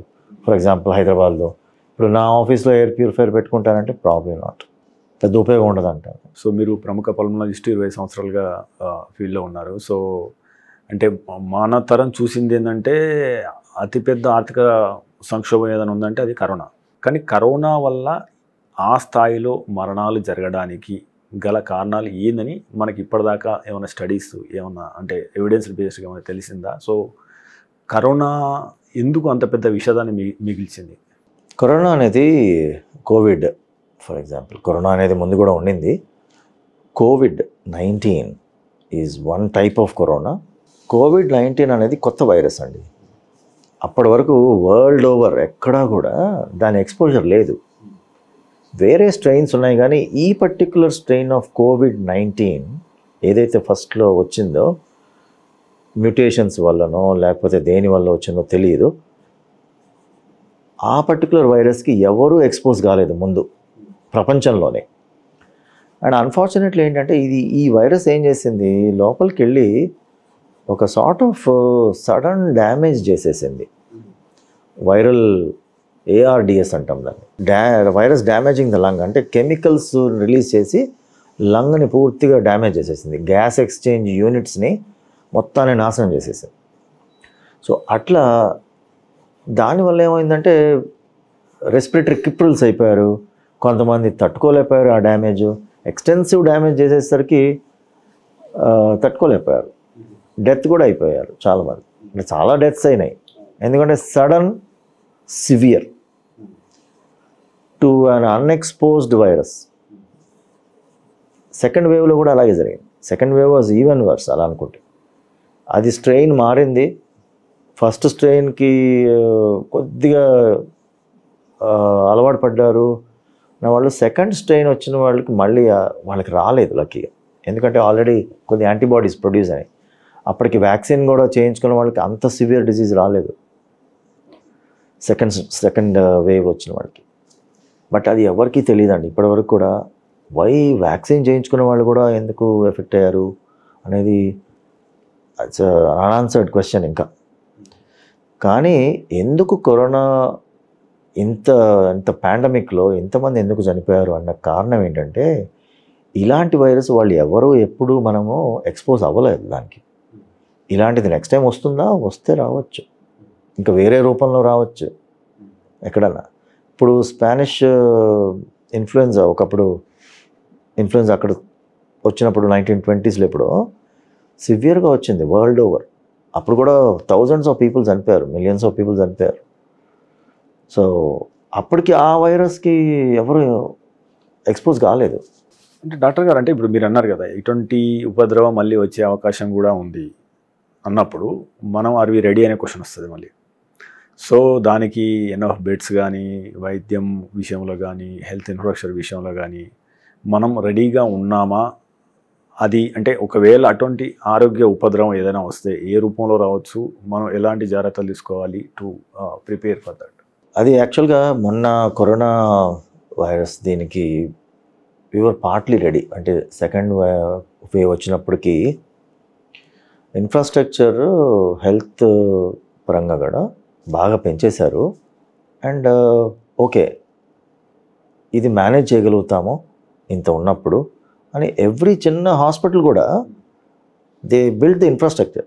సరిపోయింది, వాళ్ళు చేసేసుకున్నారు. సెల్ఫ్ సఫిషియన్సీ స్టేజ్ వచ్చిందా లేదా అనేది కొద్దిగా స్టిల్ నాట్ ష్యూర్, బట్ పర్వాలేదు, మేనేజబుల్ లాగా ఉంది. ఎందుకంటే వీఆర్ రెడీ అన్నట్టుగా గవర్నమెంట్ కూడా మొన్న ఈ మెటానిమో వైరస్ కొద్దిగా న్యూస్లోకి వచ్చినప్పుడు ఆర్ వి రెడీ అంటే yes we are covid ready, third వేవ్కి ఒకవేళ వచ్చినా కూడా we are ready for another virus. ఎందుకంటే వైరస్లన్నీ ఒకేలా బిహేవ్ చేస్తాయి. సేమ్ ఇన్ఫ్రాస్ట్రక్చరే వాడతాము, సేమ్ వెంటిలేటర్సే వాడతాము, సేమ్ ఆక్సిజనే వాడతాము. సో ప్రొడక్షన్ యూనిట్స్ పెరిగినాయి. మనము ఈ తరంలో చూసిన అతిపెద్ద ఆరోగ్య ఉపద్రవం కరోనా. ఈ కరోనాలో అసలు ఏ వైద్యం చేయాలా తెలియదు. సో రోజుకు ఒక కొత్త వైద్య విధానం వచ్చింది. అప్పుడు రెమిడిసివిర్ ఇంజెక్షన్స్, ప్లాస్మోథెరపీ రకరకాలు వచ్చేసి అప్పుడున్న అందుబాటులో ఉన్న స్టెరాయిడ్స్ని ఇవ్వడం జరిగింది. బట్ ఈ స్టెరాయిడ్స్ ఇవ్వడం వల్ల ఎన్నో అంటే దుష్ఫలితాలు వచ్చినాయి. సో తుంటి ఆపరేషన్లు పెరిగినాయి అని కొందరు అంటున్నారు, కొంతమంది హార్ట్ షాక్స్ పెరిగినాయి అని కొంతమంది అంటున్నారు.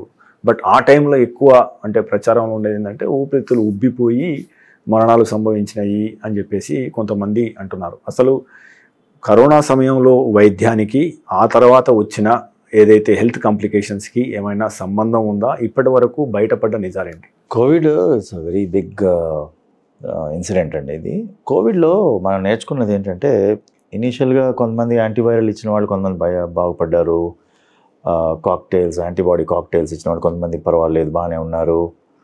అవి ఒకటైతే స్టెరాయిడ్స్ జుడిషియస్గా ఇచ్చిన వాళ్ళకు బాగానే ఉన్నారు, ఏమి ఇబ్బంది ఏమి లేదు.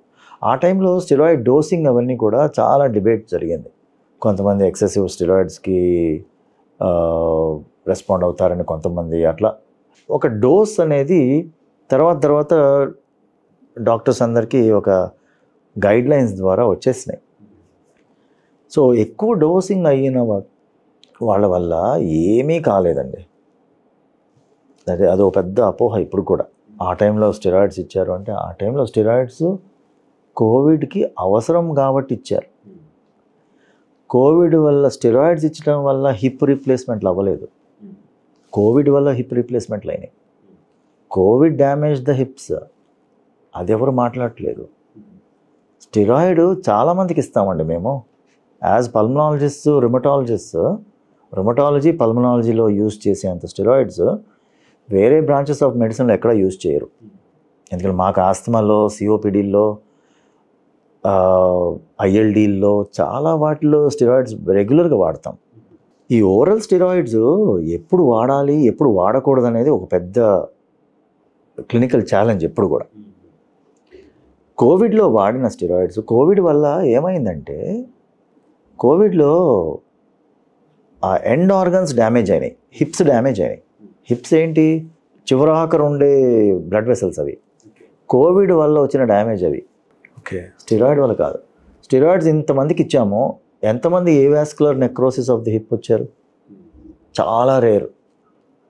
అది కూడా ఓవర్ ది ఇయర్స్ వాడిన వాళ్ళు వచ్చారు. అలా కోవిడ్లో అలా కాదు, every other person had avascular necrosis ఉండింది. మా కార్డియాలజిస్ట్ ఒక ఆయన ఉన్నాడు, 35 years. ఆయనకి హిప్ రీప్లేస్మెంట్ అంటే హిప్ థెరపీలు చేశారు. కొద్దిగా ఏదో రీప్లేస్మెంట్ చేయలేదు, కానీ ట్రీట్మెంట్ ఇచ్చారు. ఆయనకి నేనే స్టెరాయిడ్ ఇచ్చాను.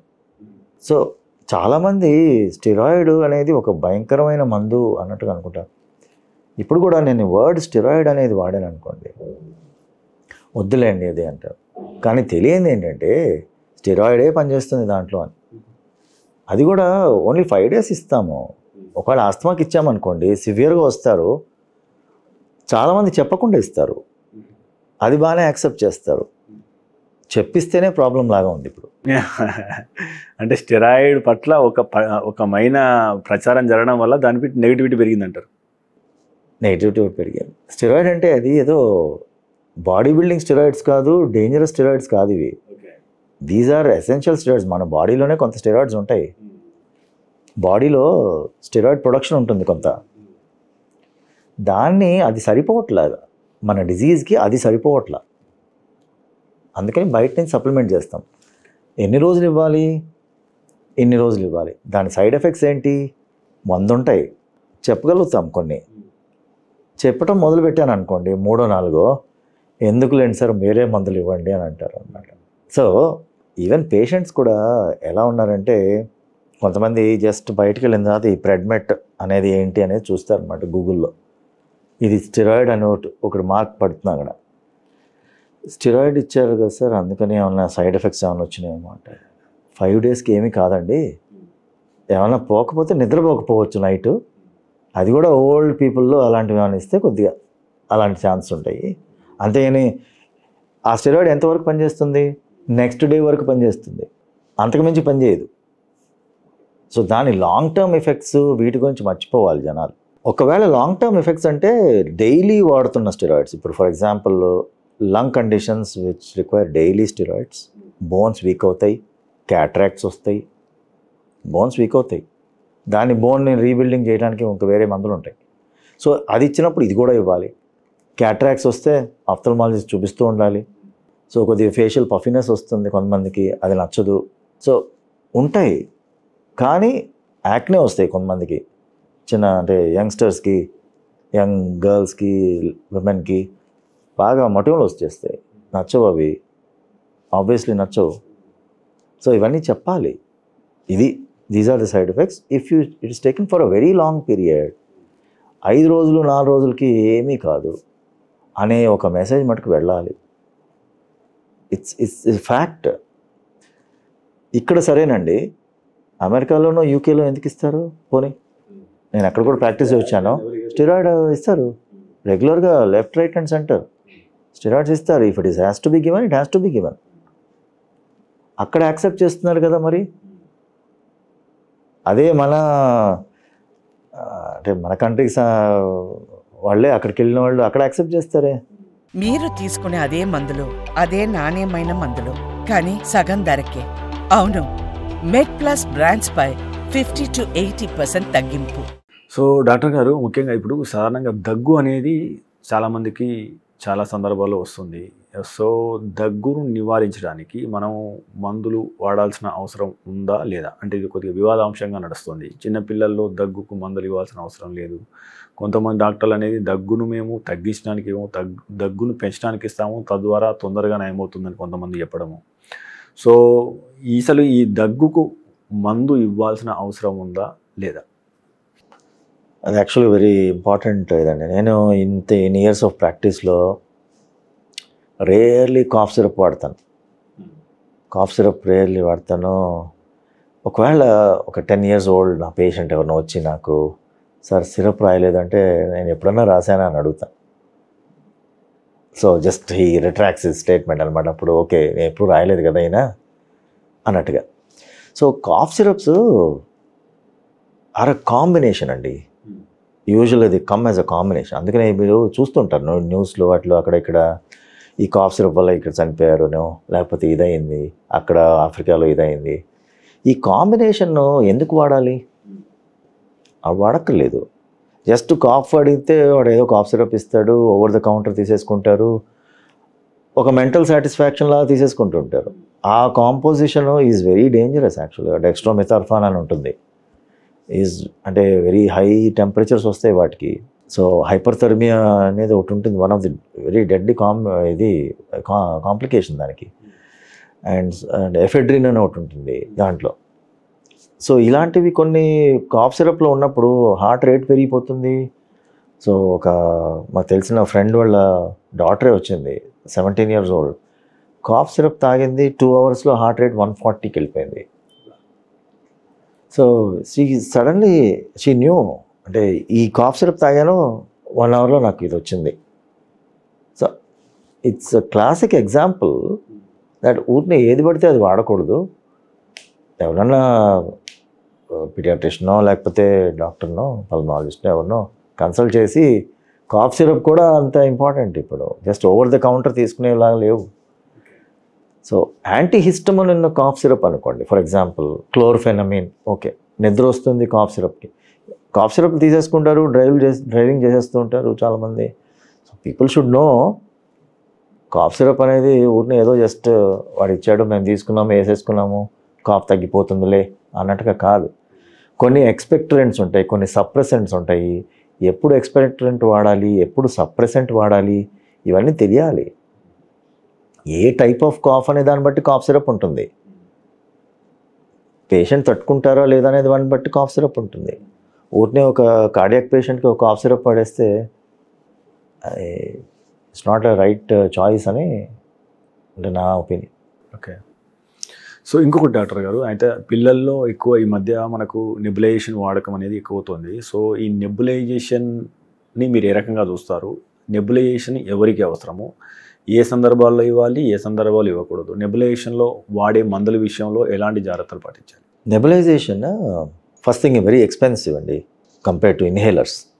So delivery device or inhalers కానివ్వండి, పౌడర్ ఇన్హేలర్స్ కానివ్వండి, సో ఇవన్నీ ఎవరైతే మనకి అంటే మనం ఎవరైతే డాక్టర్ ఉండి ప్రిస్క్రైబ్ చేస్తారో, so the doctor should decide ఈ పర్టిక్యులర్ పేషెంట్కి ఈ కండిషన్లో ఏ డివైస్ ఇవ్వాలి అనేది. ఇప్పుడు ఫర్ ఎగ్జాంపుల్ చిల్డ్రన్ ఉన్నారు, children at the age of అంటే లెస్ దెన్ 2 years, ఈ ఇన్హేలర్స్ ఇస్తే వాళ్ళు తీసుకోలేరు కదా. సో వాళ్ళకి ఏమవుతుందంటే నెబులైజర్ ఇవ్వాల్సి వస్తుంది, ఎందుకంటే that is the best delivery device. కాకపోతే ఎంత డోస్ ఇవ్వాలి, ఆ చైల్డ్కి ఎంత డోస్ ఇవ్వాలనేది మనము డాక్టర్ డిసైడ్ చేస్తారు. Extremes of age nebuliser are the best. Wastage ఉంటుంది, ఈ ఒక 50 to 60% వేస్టేజ్ ఉంటుంది. కానీ ఇప్పుడు మనం ఇచ్చే 0.5 పవర్ ఉన్న బుడిసనైడ్ ఉందనుకోండి, 0.5లో లోపలికి వెళ్ళింది ఎంత, ఒక 200 micrograms వెళ్తుంది. 500 micrograms 200 నెబులైజర్ ద్వారా వెళ్తుంది, మిగతా అంత గాల్లో వెళ్ళిపోతూ ఉంటుంది. సో వేస్టేజ్ ఉంటుంది, బట్ గ్యారంటీడ్ డెలివరీ నెబులైజర్ అయితే. కాకపోతే డిసడ్వాంటేజ్, మీకు ఎలక్ట్రికల్ సర్క్యూట్ ఉండాలి, నెబులైజర్ ఉండాలి, కొనాలి, expensive, time consuming, 15 minutes 20 minutes పడుతుంది. So just puff and go లాగా ఉండేవాళ్ళైతే అంత టైం స్పెండ్ చేయలేని వాళ్ళకి టెక్నిక్ నేర్చుకోవాలి ఫస్ట్. ఇన్హేలర్ టెక్నిక్ సరిగ్గా ఇంపార్టెంట్. ఏదో రాసేశారు ఇన్హేలర్ నేను వాడుతున్నాను అంటే అది సరిగ్గా వాడుతున్నారో లేదనేది మేము వెరిఫై చేస్తాము ఎవ్రీ విజిట్లో మళ్ళీ రీక్యాప్ చేస్తాము. టెక్నిక్ ఇలా వాడుతున్నారా, ఇలా వాడితేనే వెళ్తుంది, లేదంటే నెబులైజర్ వాడండి అంటాం. సో నెబులైజరు డేంజరస్ ఏం కాదండి, if it is used appropriately and appropriate డోసింగ్లో and appropriate population. Patient population select చేసుకోవాలి, అందరికీ నెబులైజర్లు రాయకూడదు. We have to look at economics also. Cost, రోజు నెబులైజర్ రాసేస్తే గ్యారంటీ డెలివరీ ఉందని చెప్పి నేను ఆఫ్టర్ 2 months వస్తాడు ఆయన, సార్ ఇన్హేలర్ మార్చకూడదా అని అడుగుతాడు అనమాట. Then I have to read his mind, ఏంటి ఎందుకని ఇట్లా అడుగుతున్నాడు ఆయన, నెబులైజరు చాలా కాస్ట్లీ సార్ అంటాడు. అప్పుడు then I have to rethink again, పనిచేసిందా అని అడుగుతాను. ఎస్ పనిచేసింది, బాగా పనిచేస్తుంది సార్, ఇన్హేలర్ కన్నా ఇది బాగా పనిచేస్తుంది. కానీ but is main concern is something else, finances. ఇప్పుడు అలా అని చెప్పి నేను సంవత్సరం పొడుగుతా నేను నెబులైజర్లు రాసి ఇవ్వలేను. సో అవన్నీ కూడా మాకు one of the things that we have to look in to always. So doctor గారు ఇప్పటిదాకా మనం తెలుసుకునేది ఏంటంటే, ఒకటి ఊపిరితిత్తులు ఏ స్థాయి దాకానైతే పాడవుతాయో తిరిగి దాన్ని మనము మళ్ళీ మంచిగా చేసే అవకాశం అయితే లేదు, కానీ we can stop there itself, అంటే స్టేటస్ కో మెయింటైన్ చేయొచ్చు అని అన్నారు. సో అసలు యాక్చువల్గా ఈ ఊపిరితిత్తుల ఆరోగ్యాన్ని పెంచేందుకు కానీ, ఊపిరితిత్తుల పనితీరును ఇంకా మెరుగుపరిచేందుకు కానీ, సో జీవన శైలిలో కానీ, తీసుకునే ఆహారంలో కానీ మనము ఎలాంటి చేంజెస్ చేయడం ద్వారా తిరిగి సాధారణ స్థాయికి మనం ఊపిరితిత్తుల పనితీరును తీసుకొచ్చే అవకాశం ఉందా? యా, మీరు కొన్ని లంగ్ డిజార్డర్స్ స్టాటిక్గా ఉండిపోతాయండి. ఒకవేళ ఫర్ ఎగ్జాంపుల్ సిఓపిడి అనుకుందాం, మెయింటైన్ లంగ్ హెల్త్ అంటాం. ఇప్పుడు ఆస్తమా ఉందనుకోండి, రివర్స్ ది లంగ్ కండిషన్ అంటాం. Asthma is a reversible disease unless neglected. అంటే చాలా రోజులు నెగ్లెక్ట్ చేస్తే ఇర్రివర్సిబుల్ అయిపోతుంది. ఓకే. సో ఆస్తమా ఉన్న వాళ్ళని అగ్రెసివ్గా ఉండమని చెప్తాం. ఇన్హేలర్స్ తీసుకోండి, వచ్చినప్పుడల్లా తగ్గుతుందిలే, 2 weeks చూద్దాము, 3 weeks చూద్దాము, అప్పుడు ఇన్హేలర్ తీసుకుందాం అనే మైండ్ సెట్లో చాలామంది ఉంటారు. When you have asthma is a reversible disease. Reverse అయిపోతుంది, ఇది పర్మనెంట్ డ్యామేజ్ కాదు. అది సిఓపిడి అలాంటిది కాదు, ఇట్స్ అంటే డ్యామేజ్ జరిగింది ఆల్రెడీ. అది మెయింటైన్ చేయండి అంటాం. ఫర్దర్ వ్యాక్సిన్స్ వేయించుకోండి, ఇన్హేలర్స్ తీసుకోండి and maintain your health like that అట్లా. So lung health in general maintain చేయడానికి ఇన్ జనరల్ మన హెల్త్ని ఎలా మెయింటైన్ చేస్తాం అలాగే చేయాలి. ఏమేమి ఉంటాయి యూజువల్గా ఫుడ్స్ కొన్ని రెగ్యులర్గా, అంటే గుడ్ ఫుడ్స్ అనేవి కొన్ని ఉంటాయి చూసారా. For example what is good for me అంటే నేను చెప్తాను యూజువల్గా గ్రీన్ లీఫీ వెజిటబుల్స్ అని చెప్తాను. ఓకే. బెర్రీస్ అని చెప్తాం. యాంటీ ఆక్సిడెంట్స్ ఉండేవి తీసుకోండి, యాక్చువల్లీ వెరీ గుడ్ ఫర్ ఇది క్యాన్సర్, యాంటీ క్యాన్సర్. ఒక 4-5 ఉంటాయండి ఇలా. Turmeric for that matter, turmeric చాలా అండర్ ఎస్టిమేటెడ్. మనం ఎక్కువ వాడతాం ఇండియాలో లక్కీగా. టర్మరిక్, జింజరు ఇలాంటివి they are all anticancer, antioxidants ఉండేవి. వాల్నట్స్ అండ్ లెగ్యూమ్స్, అంటే ఇప్పుడు ఈ పప్పు దినుసులు ఇవన్నీ ఉంటాయి కొన్ని, ఈ బీన్స్ లాంటివి. So walnuts are important. And fish oils, omega-3 fatty acids. Fish తినే వాళ్ళకి సాల్మన్ లాంటి ఫిష్, omega-3 ఫ్యాటీ యాసిడ్స్ ఉండే కంటెంట్. ఆలివ్ ఆయిల్, కుకింగ్ కూడా పద్ధతులు మార్చుకోవాలి మనం. సో ఇవి ఈ మెడిటరేనియన్ డైట్ అని ఒకటి ఉంటుందండి, వేర్ ఎక్కువ stress is on olive oil, అంటే different way of cooking. Fish, omega-3 fatty acids ఉండే ఫిష్. సో ఇవన్నీ ఆ మెడిటరేనియన్ ఏరియాలో వాళ్ళు ఎక్కువ అవే తింటారు. So that is very healthy for the heart, for the body in general. ఎందుకంటే యాంటీ ఆక్సిడెంట్ డయట్ అది, ఓకే, రిచ్ డయట్. సో అది యాంటీ క్యాన్సర్ కూడా అప్లై అవుతుంది అనమాట. సో ఈ 4-5 ఇవి ఏమైనా చెప్పానో, ఏదైతే చెప్పానో కొద్దిగా అది if you can include in your diet regularly మంచిది. సో డాక్టర్ గారు, అంటే ఇప్పుడు మనం ఎంతమంది మాట్లాడుకున్నాం, ఈ గాలి కాలుష్యంలో కార్సినిక్ ఉన్నాయి లేదా మిగతా వాటిలో కార్సినిక్ ఉన్నాయి అని అంటున్నాము. సో ఓవరాల్గా క్యాన్సర్ వచ్చే అవకాశం ఉందని అంటున్నాం. సో ఒకవేళ ఊపిరితిత్తుల క్యాన్సర్ కనుక వస్తే, సో మనం ప్రారంభంలో గుర్తించడం ద్వారా మనం పెద్ద నష్టాల నుంచి తప్పించుకునే అవకాశం ఉంటుంది. బట్ మనకు వచ్చిందని తెలుసుకోవడం ఎలా? ప్రారంభ సంకేతాలు ఏ రకంగా ఉంటాయి? Lung cancer one of the most dreaded cancer యాక్చువల్గా. ఎందుకంటే చాలా లేట్గా ప్రజెంట్ అవుతారు. ఎందుకంటే చిన్న నాడ్యూల్స్ ఉంటాయి, చిన్న గడ్డలాగా ఎక్కడో లంగ్ చివరి ఎక్కడో ఉంటాయండి. అవేం సిమ్టమ్స్ కాజ్ చేయవు. ఎప్పుడో 2 years తర్వాత కాజ్ చేయడమో, లేకపోతే పెద్దదయ్యి డబులింగ్ టైం అంటాం. Usually doubling time of any nodule is in cancer is about 40 to 400 days అంటాం అనమాట.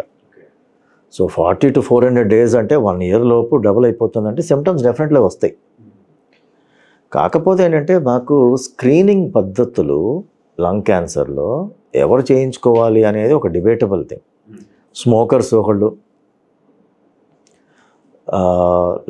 క్యాన్సర్ రిస్క్ అంటే ఫ్యామిలీలో క్యాన్సర్స్ ఉండేవాళ్ళు, ఏజ్ మోర్ దెన్ 40. సో ఇలాంటి కొన్ని క్రైటీరియా వల్ల ఎక్స్రేస్ రెగ్యులర్గా 1 yearకి ఒకసారి ఎక్స్రే తీయించుకోండి అంటాం. చిన్న చిన్న నాడ్యూల్స్ ఏమైనా ఉంటే పట్టుకోగలగాలి, రేడియాలజిస్ట్ సరిగ్గా రీడ్ చేయగలగాలి. చిన్న ఉన్నా కూడా మిస్ చేయకుండా పట్టుకోవాలి. ఇన్ కేస్ ఒకవేళ అది ఉంది అనుకోండి, ట్రీటబుల్ క్యాన్సర్స్ చాలా ఉంటాయి. ఎర్లీ స్టేజ్ క్యాన్సర్స్ ఎంతమంది వస్తారు. లక్కీలీ సిటీ స్కాన్లు ఎక్కువ ఇవ్వటం వల్ల కోవిడ్లో చాలామందికి ఎర్లీ క్యాన్సర్స్లో పట్టుకున్నాం. సో దట్ వాజ్ యాక్చువల్లీ ఇంకోటి వచ్చింది. అది బోనస్ లాగా వచ్చిందో లేకపోతే నిజంగా పాపం ఇట్ వాజ్ లైక్ బ్లెస్సింగ్ అని అనుకోవాలో లేకపోతే ఏమనుకోవాలో తెలియదు. అంటే క్యాన్సర్ రావడం బ్లెస్సింగ్ కాదు, కానీ ఎర్లీ క్యాన్సర్ రావడం బ్లెస్సింగ్. సో రిమూవ్ చేసేసాము, లంగ్ రిమూవ్ చేసాము, they are fine now. Recurrence లేదు 3 years తర్వాత. సో అప్పుడు జస్ట్ నాడ్యూల్ లాగా ఉన్నది తీసేసిన తర్వాత early stage cancer, very good prognosis. So ఇప్పుడు సాధారణంగా అంటే క్యాన్సర్ వచ్చిన తర్వాత లంగ్ను తీసేయడం జరుగుతుంది. కొంతమంది అంటే ఈ మధ్య జరిగేది ఏంటంటే లంగ్ ట్రాన్స్ప్లాంట్ కూడా నడుస్తున్నాయి కదా. సో ఇది ఎంత విరివిగా నడుస్తున్నాయి, ఎంత హౌ ఆఫెన్ ఇట్ ఈస్ జరుగుతున్నాయి, how effective it is, and దీనికి ప్రోస్ అండ్ కాన్స్ ఏంటి? లంగ్ క్యాన్సర్లో అయితే ట్రాన్స్ప్లాంట్ ఈజ్ రూల్డ్ అవుట్ అండి. లంగ్ క్యాన్సర్లో అయితే కాదు. Lung transplant conditions interstitial lung diseases, COPD, bad COPD అంటే ఎంఫైసీమా మొత్తం డ్యామేజ్ అయిపోయింది లంగ్ స్మోకింగ్ వల్ల. ఐఎల్డి ఇంటర్స్టిషియల్ లంగ్ డిజీజ్ అంటే ఐపిఎఫ్ అనే ఒకటి ఉంటుంది, ఒక వెరీ డేంజరస్ డిజీజ్. అంటే 90% డై విదిన్ 5 years. నేను అది క్యాన్సర్లా చూస్తాను నేను దాన్ని. ఐఎల్డిలో మళ్ళీ ఒక వెరైటీ ఐపిఎఫ్, ఇడియోపాథిక్ పల్మరీ ఫైబ్రోసిస్ అని. సో అలాంటి వాళ్ళని కొద్దిగా ఎర్లీగా పట్టుకున్నప్పుడు, అండ్ కనెక్టివ్ టిష్యూ డిజీజ్ అంటే ఈ రుమటాయిడ్ ఆర్థరైటిస్లు ఇలాంటివి కొన్ని రుమటాలజీ సంబంధించిన జబ్బుల్లో లంగ్ కూడా ఎఫెక్ట్ అవుతుంది. సో ఇంటర్స్టిషియల్ లంగ్ డిజీజ్ అని అంటాం దాన్ని. ఈ మచ్చలు పడిపోతూ ఉంటాయి లంగ్స్లో. అది ఎంత సివియర్గా అవుతుందంటే ఆక్సిజన్ డిపెండెన్సీ వచ్చేస్తుంది. అలాంటి వాళ్ళకి ట్రాన్స్ప్లాంటేషన్ చాలా ఉపయోగపడుతుంది. యూజువల్గా యంగర్ పీపుల్ ఉంటారు, వాళ్ళు 40లోనో 30లోనో. అండ్ ఎస్పెషల్లీ కోవిడ్ వల్ల వచ్చిన డ్యామేజ్ వాళ్ళకి ట్రాన్స్ప్లాంట్ బాగా పనిచేస్తుంది. సిఓపిడి, బాగా బ్యాడ్ సిఓపిడి ఉన్న వాళ్ళకి చేస్తారు. బట్ ఇవన్నీ ఏంటంటే ఎక్కువ ఏజ్ అండి. Selection of lung transplant patients ఎంత అబౌవ్ ది ఏజ్ ఆఫ్ 65 చెయ్యట్లా. ఎందుకంటే కిడ్నీ ట్రాన్స్ప్లాంట్ లాగా లంగ్ ట్రాన్స్ప్లాంట్ ఉండదు, మోర్ కాంప్లికేటెడ్. అండ్ ఎక్స్పీరియన్స్ కూడా లంగ్ ట్రాన్స్ప్లాంట్కి కిడ్నీ ట్రాన్స్ప్లాంట్కి డిఫరెన్స్ ఉంటుంది. Liver kidney transplants they do very well. Lung transplant survival is about 75%. 25% is a very high అంటే అంటే number. So failure risk 25% it's a high number. So doctor గారు, అంటే సాధారణంగా ఇప్పుడు ఈ lung biopsy కూడా చేస్తాం అప్పుడప్పుడు. సో ఈ లంగ్ బయాప్సీ ఎవరిలో చేస్తారు, వారికి ఈ బయాప్సీ అవసరం ఉందని మీరు ఎప్పుడు నిర్ధారిస్తారు? యాక్చువల్ వెరీ ఇంపార్టెంట్ క్వశ్చన్ అండి. ఎందుకంటే ఇప్పుడు the interventional pulmonology has become అంటే సో అంటే ఇన్ డెప్త్ ఎట్లా వెళ్ళిపోయిందంటే మాకు ఎంత అడ్వాన్స్మెంట్స్ వచ్చినాయంటే it has become a huge thing. And Hyderabad is actually big centre for interventional pulmonology in India. We can boast of it actually. అంటే thanks to some of the corporates. అసలు మన pulmonology India అంటే హైదరాబాద్ అంటున్నారు ఇప్పుడు, ఢిల్లీ కాదు, ముంబై కాదు. So that is bit surprising, but it is a fact. Okay.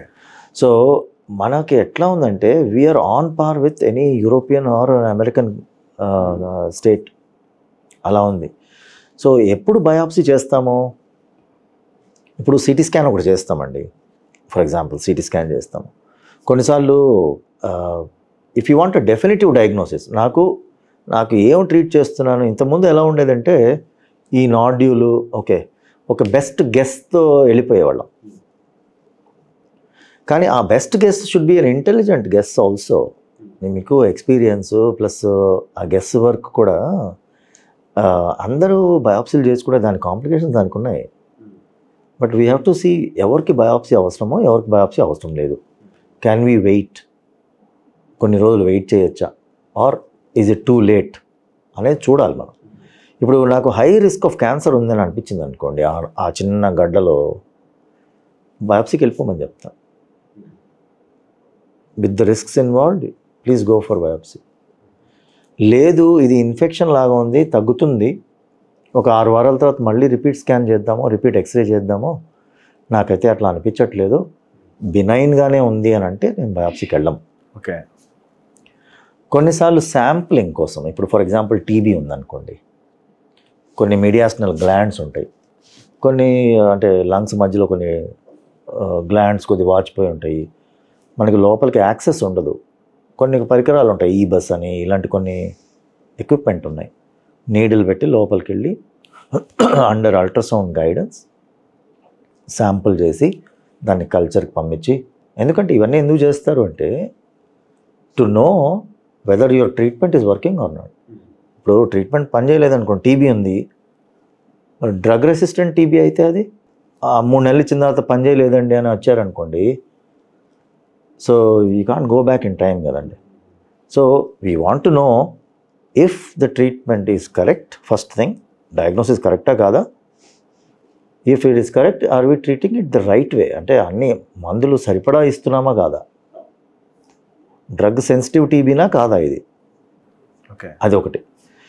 ఇప్పుడు ఒకవేళ బయాప్సీ తీద్దాం అనుకున్నాము అంటే am I going to change the treatment, ఏమైనా మారుతుందా అనే వాటిలో బయాప్సీ చేయిస్తాను. Okay. So it's a very debatable thing. పేషెంట్తో కూర్చుని మాట్లాడాలి, కమ్యూనికేషన్ ఇంపార్టెంట్ పేషెంట్తో. ఇది ఇట్లా ఉంది condition, I can wait for 6 weeks, can you wait for 6 weeks, మీరు చేయగలుగుతారా, నాకైతే ఇలా ఉంది అనుమానము, కావాలంటే ఇంకొక రేడియాలజిస్ట్ ఒపీనియన్ తీసుకుందాము, వాళ్ళు కూడా ఇది బినైన్గా ఉంది అంటే 6 weeks వెయిట్ చేద్దాము. చిన్న నాడ్యూల్ ఉంటుందండి, ఒక 1 centimeter. క్యాన్సర్ అనేది అప్పుడు ఆబ్వియస్లీ ఆల్వేస్ మైండ్లో ఉంటుంది. ఇప్పుడు we're going after that nodule also. ఇప్పుడు ఈ మధ్యకాలంలో అంత అడ్వాన్స్మెంట్స్ వచ్చినాయి. We don't want any stone unturned. ఇప్పుడు ఏమి అన్నిటికీ ఏదో ఒకటి చేయాలి, ఇప్పుడు దాన్ని కలుపుకోవాలి ఏంటి అనేది. అలా అయిపోయింది చాలా వరకు. అంటే probably a bit more aggressive అయిపోయామేమో. And from the patient's perspective చూస్తే ఒకవేళ జస్ట్ ఇన్ కేస్ ఒక 5% of chance can be cancer అంటే if you miss it, early cancer miss అయినట్టే కదా. సో ఇట్స్ అ వెరీ అంటే మొత్తం థాట్ ప్రాసెస్ అంతా అందరినీ కన్సల్ట్ చేసి, రేడియాలజిస్ట్ని, మల్టీడిసిప్లినరీ టీమ్ని కన్సల్ట్ చేసుకుని పేషెంట్తో మాట్లాడి చేయాలి అది. అంటే మీరు చెప్తున్న ప్రకారము మనకు ఈ బయాప్సీ చేయాలంటే అంటే ఇది ఇన్వాసివ్ బయాప్సీ అయినా కానీ చాలా అట్మోస్ట్ కేర్ తీసుకొని చేస్తాము, అవసరం ఉంటేనే చేస్తాము. మీరు అంటున్నారు ఈ బయాప్సీ చేయడం వల్ల కూడా కొన్ని రకాల అనర్థాలు లేదా కొన్ని రకాల దుష్ఫలితాలు జరిగే అవకాశం ఉందని చెప్తున్నారు. సో అవి ఏంటి? ఇప్పుడు ఫర్ ఎగ్జాంపుల్ ఇప్పుడు ఈ బస్ ఉంది. ఈ బస్సు ఇనీషియల్గా వచ్చిన టైంలో కొన్ని అంటే బ్లీడింగ్ టెండెన్సీస్ అన్నీ కొద్దిగా ఎక్కువ ఉండేవి. అంటే ఒక లెర్నింగ్ కర్వ్ ఉంటుంది కదా ఎవరికైనా. ఇనీషియల్గా వచ్చిన ఎక్విప్మెంట్ అంత ఎక్స్పీరియన్స్ ఉండదు అందరికీ. సో ఇప్పుడు ఈ బస్ అనేది అందరి దగ్గర ఉన్నది. దాని కాంప్లికేషన్స్ ఇది ఎవరికి చేస్తే కాంప్లికేషన్స్ వస్తాయి, ఎవరికి చేయకపోతే ఎవరికి కాంప్లికేషన్స్ రావు అనేది ఇప్పుడు బాగా తెలిసిపోయాయి. కాంప్లికేషన్ రిస్క్ చాలా తక్కువ ఉంది. కానీ లంగ్ బయాప్సీలో బ్లీడింగ్ రిస్క్ ఎక్కువ ఉంటుంది, లంగ్ కొలాప్స్ అయ్యే రిస్క్ ఎక్కువ ఉంటుంది లంగ్ బయాప్సీలో. సో అది ఎవరికి చేయకూడదు. బ్లడ్ థిన్నర్స్ ఉన్న వాళ్ళకి కొద్దిగా ఆపాలి, 5 days ఆపాలి. అండ్ పల్మరీ అంటే హైపర్ టెన్షన్ అంటే లోపల లంగ్లో బీపీ ఎక్కువ ఉంటే కొంతమందికి ఆపాలి. సో ఇలాంటి కొన్ని క్రైటీరియా ఉంటాయి. రిస్క్ స్ట్రాటిఫై చేయాలి. ఫర్ ఎగ్జాంపుల్ లంగ్ బయాప్సీ చేసామనుకోండి, cryo lung biopsy for example, లోపల బ్లీడ్ అవుతూ ఉంటుంది. అది ఆపగలిగే శక్తి మనకు ఉండాలి, మనకి అన్నీ ఎక్విప్డ్గా ఉండాలి. So chance of bleeding, heavy bleeding is 1 to 2%. Life threatening bleeding is about 1%. 100 మంది చేస్తే 1% లైఫ్ థ్రెటనింగ్ బ్లీడింగ్ ఉంటుంది.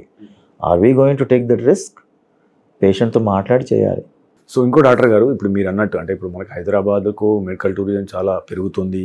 గ్యాస్ట్రో తీసుకున్నా లేదా మనకు ఆర్థో తీసుకున్నా, ఇప్పుడు మీరు అన్నట్టు పల్మనాలజీ తీసుకున్నా, so we are number 1 in India అంటున్నారు. అంటే మీరు 20 సంవత్సరాల అనుభవం ఉన్నారు కాబట్టి గత 10 సంవత్సరాల్లో ఈ ఇంటర్వెన్షనల్ పల్మనాలజీ విభాగంలో జరిగిన అభివృద్ధి ఏ రకంగా ఉంది?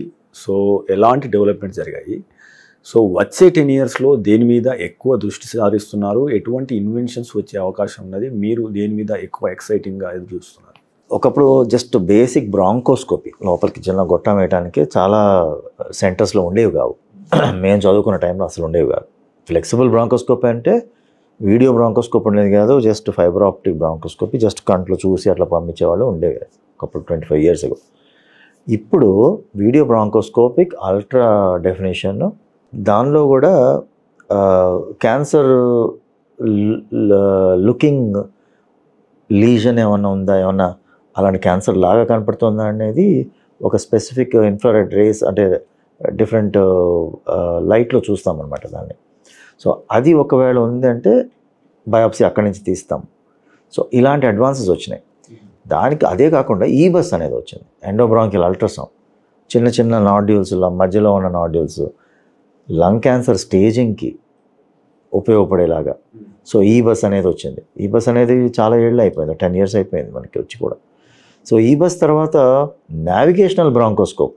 ఇప్పుడు మీరు ఒక చిన్న గ్రామంకి వెళ్ళాలనుకోండి, గూగుల్ వాడతారు. అవును. ఇప్పుడు నాకు లంగ్లో ఎక్కడో చిన్న నాడ్యూల్ ఉందనుకోండి, నేను ఏది వాడతాను? So there are navigational బ్రాంకోస్కోప్స్.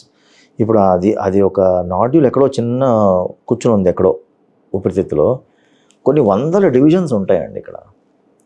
మన సన్న స్కోప్ ఒకటి పెడతాం లోపలికి, అది ఇట్స్ 4 mm. ఒక ఇప్పుడు అల్ట్రా థిన్ స్కోప్స్ అని వచ్చినాయి, 3 mm స్కోప్స్ వచ్చినాయి, చాలా సన్నవి, 10-15 divisions, 10-12 divisions దాకా వెళ్ళిపోతుంది అది. సో అక్కడ చిన్న దానికి వెళ్ళాలి అంటే నాకు రోడ్ తెలియాలి కదా. సో నావిగేషనల్ స్కోప్స్ వచ్చేసినాయి ఇప్పుడు, but they are very expensive. Only కొన్ని హాస్పిటల్స్లోనే ఉంటాయి ఇవి. ఓకే. సో సిటీ స్కాన్లో చూసి ఆ చిన్న నాడ్యూల్ ఎక్కడ ఉందనేది చూసి మ్యాప్ చేసుకుని దెన్ ఇట్ క్రియేట్స్ పాత్ అనమాట. ఇప్పుడు తీసుకెళ్ళిపోతుంది, టర్న్ లెఫ్ట్, టర్న్ రైట్ అంటూ ఉంటుంది కదా గూగుల్ లాగా. సో ఇది ఎట్లా తీసుకెళ్తూ ఉంటుంది, and it will go to the legion.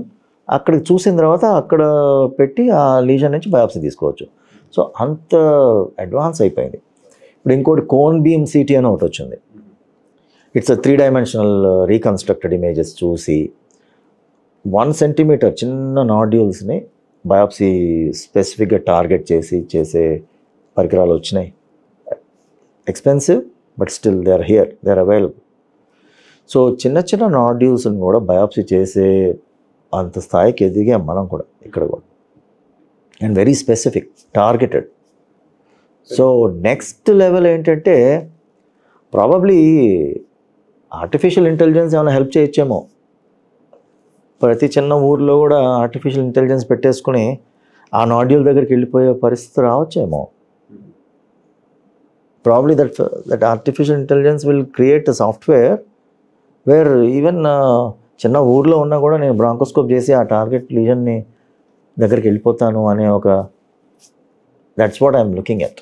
Okay, ఇంకా అంటే ఏ అంశాల మీద పరిశోధన జరుగుతున్నాయి సార్? అంటే మోస్ట్ ఎక్సైటింగ్ అని ఇంకా ఎక్కువ ఈ ఇంటర్వెన్షనల్ పల్మనాలజీలో ఎక్కువ ఇంపాక్ట్ క్రియేట్ చేసే పరిశోధనలు ఇంకేం జరుగుతున్నాయి? బేసికలీ నాన్ ఇన్వేజివ్గా వెళ్తారండి ఎవరైనా కూడా.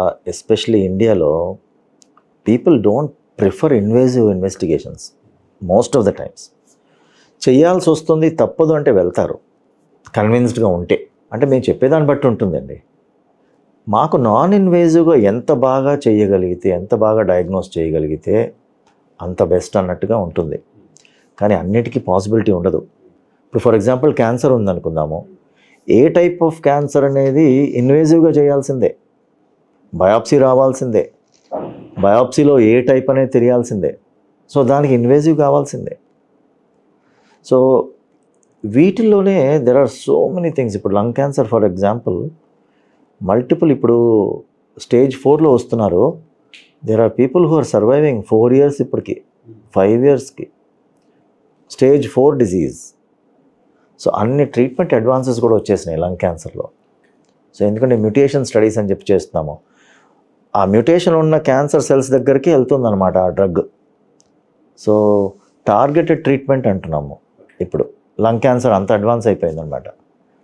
సో మ్యూటేషన్స్ ఉంటాయి, మ్యూటేషన్స్ పట్టుకుంటారు, ఆ క్యాన్సర్ సెల్నే ట్రీట్ చేస్తారు, వేరే ఆర్గన్స్ దగ్గరికి వెళ్ళదు అది drug. So expensive but still it is there. So మనం యాక్చువల్గా సార్ ఇప్పుడు మన శారీరక వ్యాయామం అందరికీ అవసరం ఉంటాము, ఆరోగ్యంగా ఉండడానికి ఇది అవసరం. సో ముఖ్యంగా లంగ్ హెల్త్ని దృష్టిలో పెట్టుకొని ఏ వ్యాయామం చేయడం ద్వారా లంగ్ హెల్త్ బాగా మెరుగవుతుంది, ఎంతసేపు చేయాలి, సో ఏమేమి ఎక్సర్సైజ్ చేయాలి? అంటే రొటీన్గా మాకు వచ్చే క్వశ్చన్ ఒకటి ఉంటుందండి, బ్రీదింగ్ ఎక్సర్సైజెస్ చేయాలా? ఆ బాల్స్ అనేది ఒకటి ఉంటుంది కదా. ఎందుకంటే యోగాలో ప్రాణాయామం చేస్తామని ఇవన్నీ somehow I'm not a big proponent. అసలు దానికి పెద్ద నేను ఎంకరేజ్ చేయను, అంటే నేనేం పెద్ద ఇంపార్టెన్స్ ఇవ్వను. ఈ బ్రీతింగ్ ఎక్సర్సైజ్ అనేది, ఈ బాల్స్ ఇవన్నీ ఉన్నాయి చూసారా, ఇన్సెంటివ్ స్పైరోమెట్రీ అంటాం దాన్ని. అది ఎప్పుడు ఉపయోగపడుతుందంటే లంగ్ ఎక్స్పాండ్ కాదు, ఐసీయూలో ఉన్నారు పేషెంట్స్ అంటే వాళ్ళకి ఆ బ్రెత్ని బట్టి లంగ్ ఎక్స్పాండ్ అవుతూ ఉంటుంది, వాళ్ళకి ఉపయోగం. మామూలుగా రొటీన్ చేసే వాళ్ళకి అసలు బ్రీతింగ్ ఎక్సర్సైజెస్ ఇవన్నీ లంగ్ కెపాసిటీని ఏం పెంచదు. చాలా వెరీ కామన్ క్వశ్చన్ ఇది. లంగ్ కెపాసిటీ ఎలా పెరుగుతుందంటే ఏ బ్రీతింగ్ ఎక్సర్సైజ్ చేయాలంటే ఏమి చేయకండి, వాకింగ్ చేయండి చాలు అని అంటాం. వాకింగ్ చేస్తే యూఆర్ ఆటోమేటిక్లీ బ్రీదింగ్, డీకండిషనింగ్ అవ్వదు బాడీ. వెరీ ఇంపార్టెంట్ ఆస్పెక్ట్ ఏంటంటే లంగ్ బ్రెత్లెస్ అయిపోతారు కొంతమంది. ఇప్పుడు 4th floorకి వెళ్ళాను అనుకోండి, నేను అది నాకు అలవాటు లేదనుకోండి, నేను I will get breathless 4th floorలో. కోవిడ్ టైంలో నేను 9th floorకి వెళ్ళేవాడిని విత్ మాస్క్, ఫ్లైట్ ఆఫ్ స్టేర్స్లోనే అలవాటు చేసుకున్నాను. 7th floor వరకు బ్రెత్లెస్ అయ్యేవాడిని, తర్వాత 9th floorకి ఆటోమేటిక్ వెళ్ళిపోయేవాడిని, లిఫ్ట్ వాడేవాడిని కాదు. సో ఇప్పుడు 4th floorకి బ్రెత్లెస్ అవుతున్నాను because I have not gone back to the COVID స్టాండర్డ్స్కి వెళ్ళట్లేదు. ఇప్పుడు నన్ను లిఫ్ట్ వాడుతున్నాను నేను. సో ఏమైంది, మై బాడీ హ్యాస్ బికమ్ డీకండిషన్డ్.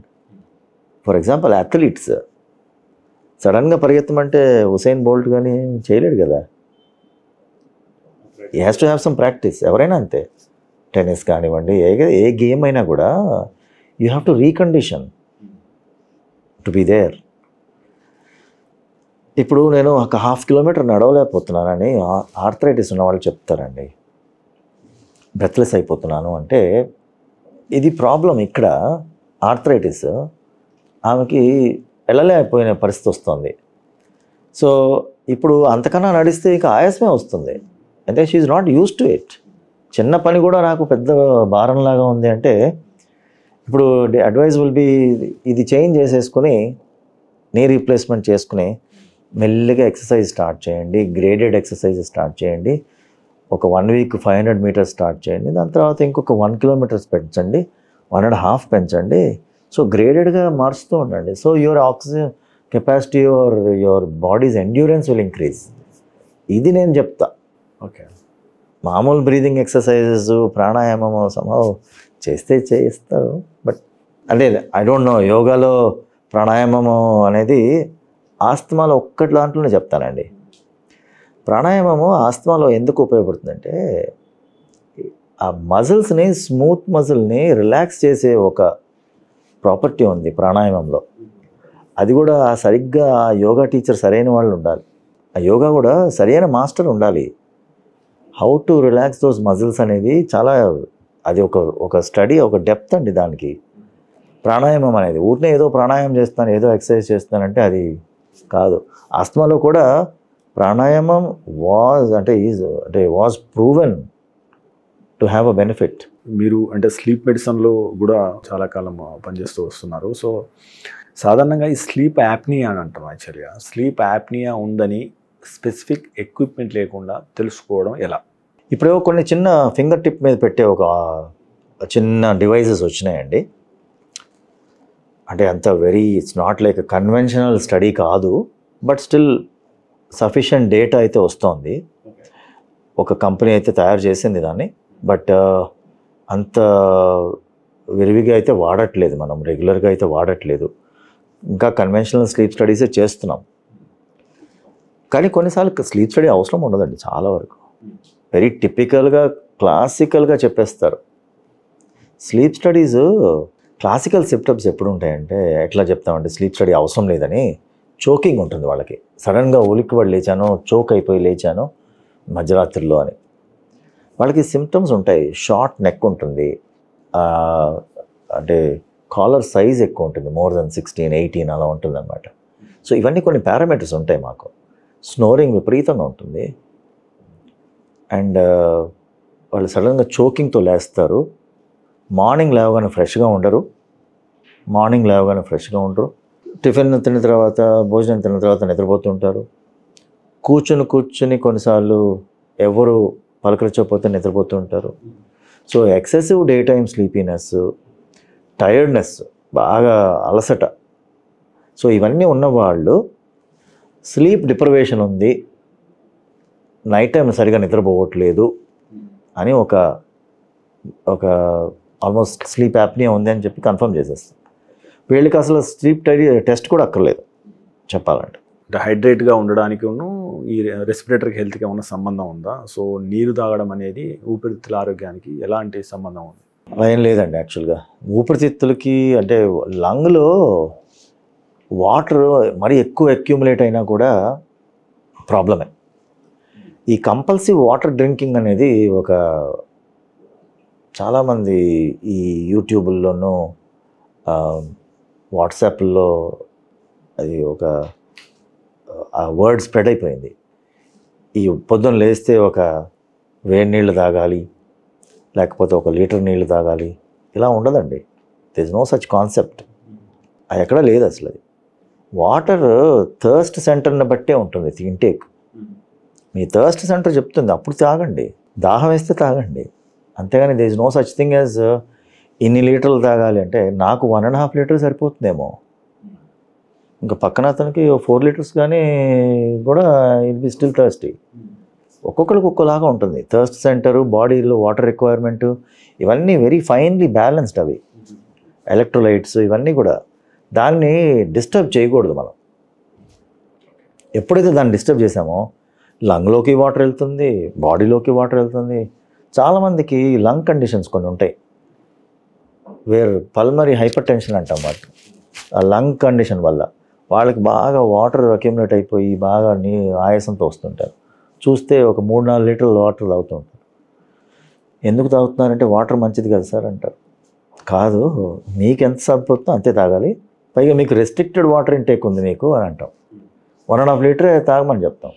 చూస్తే వాళ్ళకు దే కూడా over shot by almost 2.5 litres. అదంతా ఎక్కడికి వెళ్తుంది? లంగ్లోకి వెళ్తుంది. So there is no such thing as water lung హెల్త్కి మంచిది అని. ఇంకా ఇన్ఫ్యాక్ట్ యాక్చువల్లీ డిలిటీరియస్, అంటే మంచిది మంచి ఇది కూడా కాదు. సో మీ ప్రాక్టీస్లో అంటే ఊపిరితిత్తుల ఆరోగ్యానికి సంబంధించి లేదా ఊపిరితిత్తుల వైద్యానికి సంబంధించి అంటే ఎక్కువ వచ్చిన మిత్స్ ఏంటి? అంటే పేషెంట్లు ఎలాంటి అపోహలతో వస్తారు, ఎలాంటి అపోహలతో వారి ఆరోగ్యాన్ని పాడు చేసుకునే అవకాశం ఉంది? అంటే ఈ మధ్య కాలంలో చూసిందంతా ఎక్కువ వాట్సాప్ ఈ నాలెడ్జ్తోనే బాగా ఎక్కువ అపోహలు వస్తున్నాయండి. అది అంటే ఎవరు చెప్తారు, పక్కింటి వాళ్ళు చెప్తారు, వాళ్ళు చెప్తారు, ఏమో తెలియదు. కానీ బట్ మొత్తానికి ఆ ఇన్ఫ్లుయెన్స్ ఎక్కువ ఉంటుంది మేము చూస్తున్నది.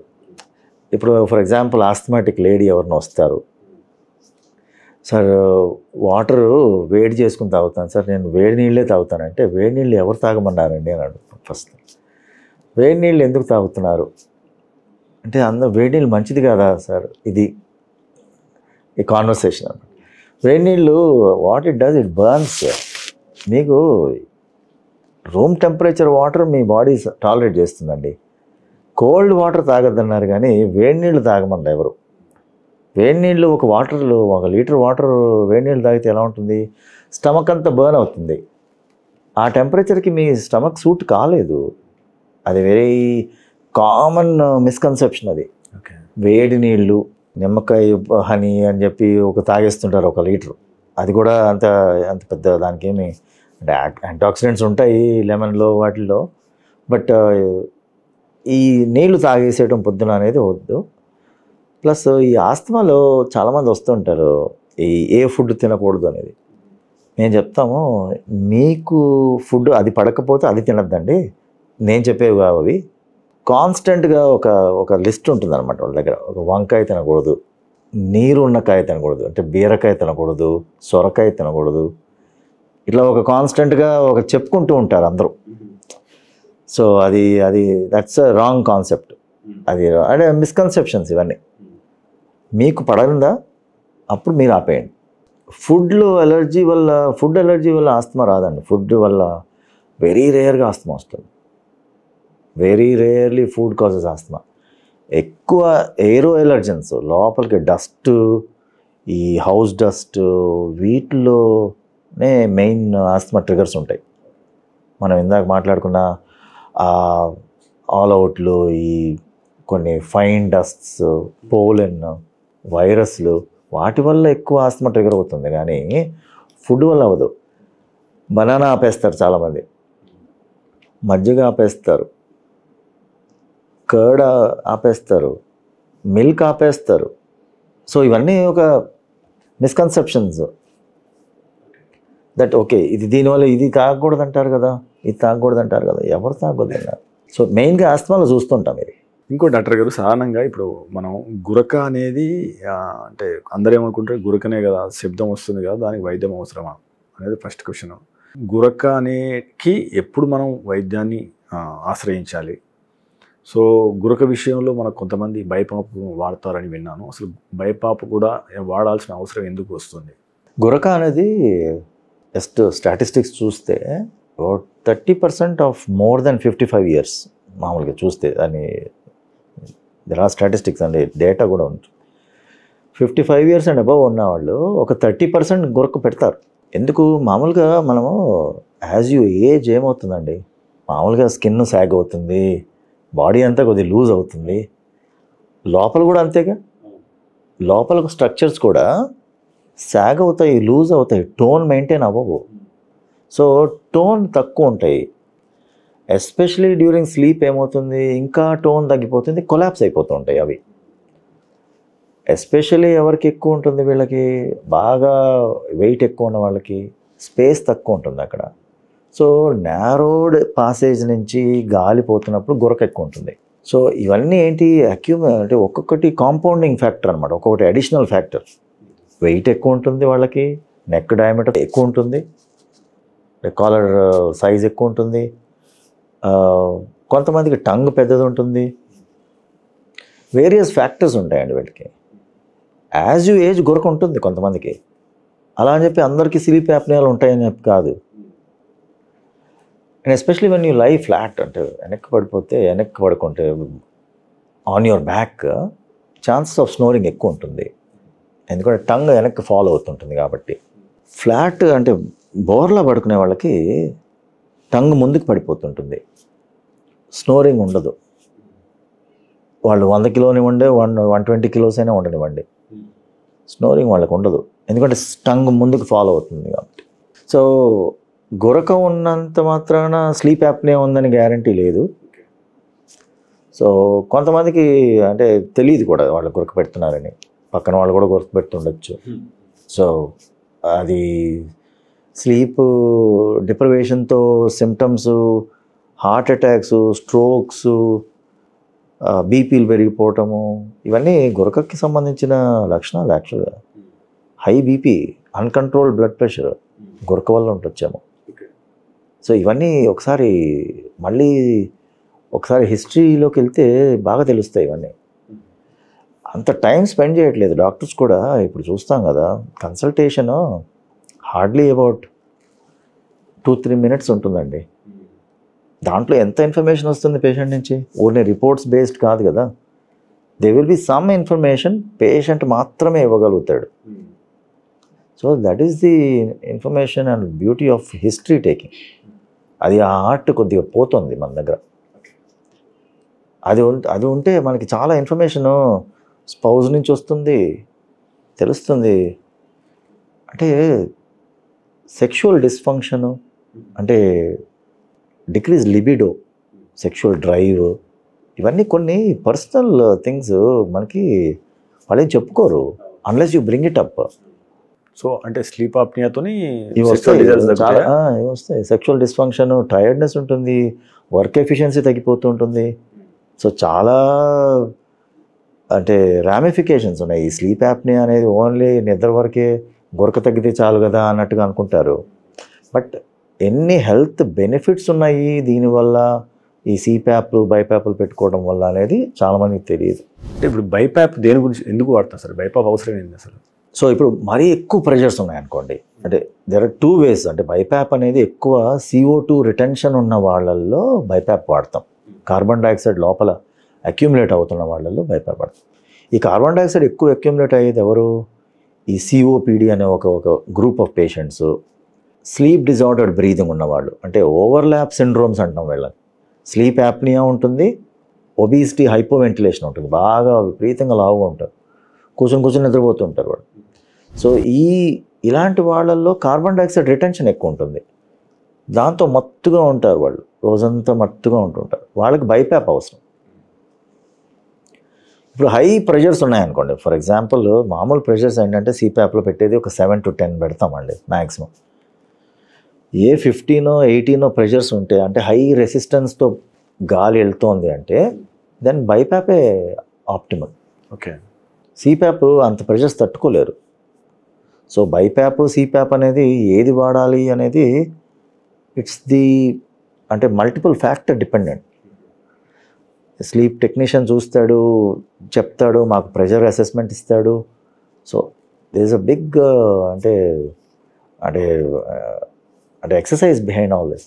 సో డాక్టర్ గారు, అంటే మీరు యాక్చువల్గా పల్మనాలజిస్ట్గా యూకేలో, ఫ్రాన్స్లో చాలా కాలం పనిచేశారు. ఇక్కడ కూడా ఆల్మోస్ట్ 20 సంవత్సరాలుగా పనిచేస్తున్నారు. ఈ పల్మనాలజీ విభాగంలోకి కొత్తగా వచ్చే వైద్యులకు మీరు ఇచ్చే సూచనలు ఏంటి? ఇది ఎవరికి సూట్ అవుతుంది? ఎవరు ఎంచుకుంటే మంచి ఫలితాలు వచ్చే అవకాశం ఉంటుంది? సో కొత్తగా వచ్చే పల్మనాలజిస్ట్లకి అంటే మా అడ్వైజ్ యాజ్ సీనియర్స్ ఇస్ అంటే బేసిక్స్ అయితే మర్చిపోకూడదండి. బేసిక్ కాన్సెప్ట్స్ అంటే we still do a lot of అంటే క్లినికల్ ఎగ్జామినేషన్కి నేను ఎగ్జామినర్కి వెళ్తూ ఉంటాను, నేను రాయల్ కాలేజ్ ఆఫ్ ఫిజిషియన్స్కి. సో ఆ క్లినికల్ స్కిల్స్ అనేది ఎంత ఇంపార్టెంట్ అనేది మనకి ఇప్పుడు ఈ మధ్య కాలంలో నాకు ఇంకా I'm beginning to realise even more. Clinical skills అంటే హిస్టరీ టేకింగ్, ఎగ్జామినేషను. ఇప్పుడు ఒక మారుమూల ప్రాంతంలో ఉంటామండి, అన్ని ఫెసిలిటీస్ ఉండకపోవచ్చు, but you still your stethoscope, your అంటే ఎగ్జామినేషన్, ఇవన్నీ బేసిక్ వే. ఇవి దీంట్లోనే పట్టేయగలగాలి. అంత టెస్ట్ మీద డిపెండెంట్ అవ్వకూడదు అనేది మటుకు it should go in to minds of people. ఇప్పుడు కూడా నేను ట్రైనీస్ని చూస్తూ ఉంటాము. కొంత రెస్పిరేటరీ ఫిజిషియన్స్ ట్రైనీస్ వాళ్ళు చూస్తుంటాము. They are more focused on interventional pulmonology. CT స్కాన్లు చేస్తే ఎలా ఉంటుంది, ఇది ఎట్లా ఇంటర్ప్రిట్ చేయాలి, ఏదో ఇంటర్ప్రిట్ చేయాలి, బట్ బేసిక్ ఎక్కడో మర్చిపోయి ఉంటారు. So one thing is you should not forget your basic clinical medicine. నీ స్టెథోస్కోపు, నీ హిస్టరీ టేకింగ్, నీ కమ్యూనికేషను, ఎందుకంటే ఇట్స్ ఆల్ అబౌట్ అందరూ అదే పని చేస్తారండి. పెద్ద డిఫరెన్స్ ఉండదు, ఒక 10% డిఫరెన్స్ ఉండదు ఒక పల్మనాలజిస్ట్కి ఇంకో పల్మనాలజిస్ట్కి క్యాలిబర్లో. All are trained. ఎక్కడొస్తుంది difference? It's the way you communicate and how you convince or how you are able to gain their confidence. అదే ఇంపార్టెన్స్ ఇక్కడ. ఇప్పుడు ఎవరైనా అదే పని చేస్తారు. బట్ ఒకటేమంటే don't be too focused on investigations, invasive procedures, ఇదే చేయాలి అన్నట్టుగా వెళ్ళకూడదు. టోటాలిటీ చూడాలి. బ్రాడర్ బేస్డ్ మెడిసిన్ ప్రాక్టీస్ చేయాలి. అందుకనే నేను when I did pulmonary medicine ఇక్కడ general medicine training was so important నాకు. ఎందుకంటే to get a broader outlook of patients and it help me lot over the years. నేను చూస్తే only respiratory medicine చేసి only అదొక్కటే చూసిన వాళ్ళకి, అదే ప్రాక్టీస్ చేసే వాళ్ళకన్నా when you look at a broader picture, హోలిస్టిక్గా చూసిన అప్రోచ్ ఈజ్ మచ్ బెటర్ అని నాకు అనిపించింది. సో డాక్టర్ గారు, అంటే మీ అనుభవంలో, అంటే మీ కెరీర్ను మలుపు తెచ్చిన కేసులు కావచ్చు, లేదా బాగా ఛాలెంజ్గా తీసుకున్న కేసులు కావచ్చు, లేదా అంటే ఆశ లేని కాడ మళ్ళీ తిరిగి ప్రాణం పోసిన కేసులు కావచ్చు, అంటే కొన్ని 1-2 కేసెస్ గురించి ఏమైనా మాట్లాడతారా? Where you felt very happy? నేను గ్యారెంటీగా చెప్పగలుగుతాను, but for me he would not have been alive అని. నేను ఉండటం వల్ల ఇతను బతికాడు అనేది, నేను ఎక్కువ అట్లా బోస్టింగ్ మాటలు చెప్పుకోకూడదు ఇవి, కానీ ఇతను బతుకున్నాడంటే నా వల్లే అని అనుకుంటాను. ఒక కేసు చెప్తాను. ఒక అతను ప్రొద్దుటూరు నుంచి వచ్చాడు. ఆయన ఇప్పటికి కూడా నా regular patient. Coughing out blood, బాగా బ్లీడింగ్ అవుతుంది. అక్కడి నుంచి వచ్చాడు ఆయన. ఒక్కసారి చూశాను అంతకుముందు, కానీ ఆ బ్లీడింగ్తోనే వచ్చేసాడు. బ్లడ్ పడుతుంది సార్, ఇది వచ్చేస్తానంటే, ఎలా వస్తారు, అక్కడే ఏమైనా ట్రీట్మెంట్ తీసుకుని రండి అంటే, లేదు ఆయన కార్లో వేసుకొని వచ్చేసారు. ఇక్కడికి వచ్చిన తర్వాత ఇంకా మ్యాసివ్గా వచ్చేసింది. Blood in the lung, from the lung is dangerous. గ్యాస్ట్రిక్లో బ్లడ్, కోలాన్లో బ్లడ్, ఇవన్నీ అంత డేంజరస్ కాదు, పోతూ ఉంటుంది, రీప్లేస్ చేస్తాం. బ్లీడింగ్ ఫ్రమ్ లంగ్స్ అనేది ఎందుకు డేంజరస్ అంటే, it will choke the lungs. లంగ్స్ని ఫ్లడ్ చేసేస్తుంది, గాలి వెళ్లకుండా చేస్తుంది. So bleeding from lungs is always dangerous. So ఇతను మ్యాసివ్గా బ్లీడ్ అవుతున్నాడు. అంటే జస్ట్ ఆన్ ద టేబుల్ మేము ఏం చేస్తామంటే, ఈ బ్లడ్ వెసల్ ఎక్కడి నుంచి అయితే బ్లీడ్ అవుతుందో అది బ్లాక్ చేయడానికి క్యాత్ ల్యాబ్ తీసుకెళ్లారు. కార్డియాలజిస్ట్ ఉన్నారు, అదే ఇంటర్వెన్షనల్ రేడియాలజిస్ట్ వచ్చారు, క్యాథెటర్ పాస్ చేస్తున్నారు. ఇతను ఏమన్నా ఆక్సిజన్ పడిపోతుంది సార్ అని అనెస్థెటిస్ట్ రెడీగా ఉన్నారు. నేను చెప్పాను, జస్ట్ ఆ ట్యూబ్ని నార్మల్ లంగ్లోకి పెట్టేసేయండి, ప్రొటెక్ట్ ద నార్మల్ లంగ్. ఇది బ్లీడ్ అయితే అయ్యింది, ఆ లంగ్ని సేవ్ చేద్దాము, ఆ లంగ్ని వెంటిలేట్ చేద్దాము, ఈ బ్లీడింగ్ లంగ్ని వదిలేసేసేయండి. ఈలోపు ఆ ప్రొసీజర్ జరుగుతుంది, ఏదైతే బ్లడ్ వెసల్ లీక్ అవుతుందో ఆ ప్రొసీజర్ జరుగుతుంది. First protect the normal lung అని చెప్పి ఆ అనెస్థెటిస్ట్కి అప్పుడు ఆ రోజు చెప్పాను. సార్ ఒక్క లంగ్ వెంటిలేట్ చేయలేము అది అంటే, అసలు బ్లడ్ అంత కనపడుతోంది. వాళ్ళు క్లియర్ చేసేసి ఆ అనెస్థెటిస్ట్ ఏం చేశారంటే, ఆ నార్మల్ లంగ్లోకి ట్యూబ్ పాస్ చేశాడు. మేము బ్రాంకోస్కోప్ పెట్టాము, నార్మల్ లంగ్లో ప్రొటెక్ట్ చేయాలి అనే ఉద్దేశంతో. ఎందుకంటే ఆ బ్లడ్ ఈ నార్మల్ లంగ్లోకి వెళ్ళిందంటే ఈవిడ కొలాప్స్డ్. ఆక్సిజన్ పడిపోతుంది, ఆల్మోస్ట్ 70 దగ్గరకు వచ్చింది.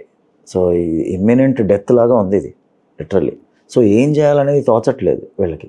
ఏం చేయాలి సార్ ఈ టైంలో అని చెప్పి అనెస్థెటిస్ట్ అక్కడ ఉన్నాడు, ఇది కొలాప్స్ అయ్యేటట్టున్నాడు, ప్రొసీజర్ ఆపేద్దామా, ఇలా ఉందన్నమాట. So then we thought okay, sensible thing would be లంగ్ని ప్రిజర్వ్ చేసి ఆక్సిజన్ ఒక దాంట్లో నుంచి పంపించి ఆ బ్లీడింగ్ లంగ్ని వదిలేద్దాం. ఎంత బ్లీడింగ్ ఆగిపోతే ఆ ప్రొసీజర్ వల్ల, ఎంబోలైజేషన్ వల్ల ఆగిపోతుందిలే అన్నట్టుగా we took that decision and then he's alive. So it was a very split decision.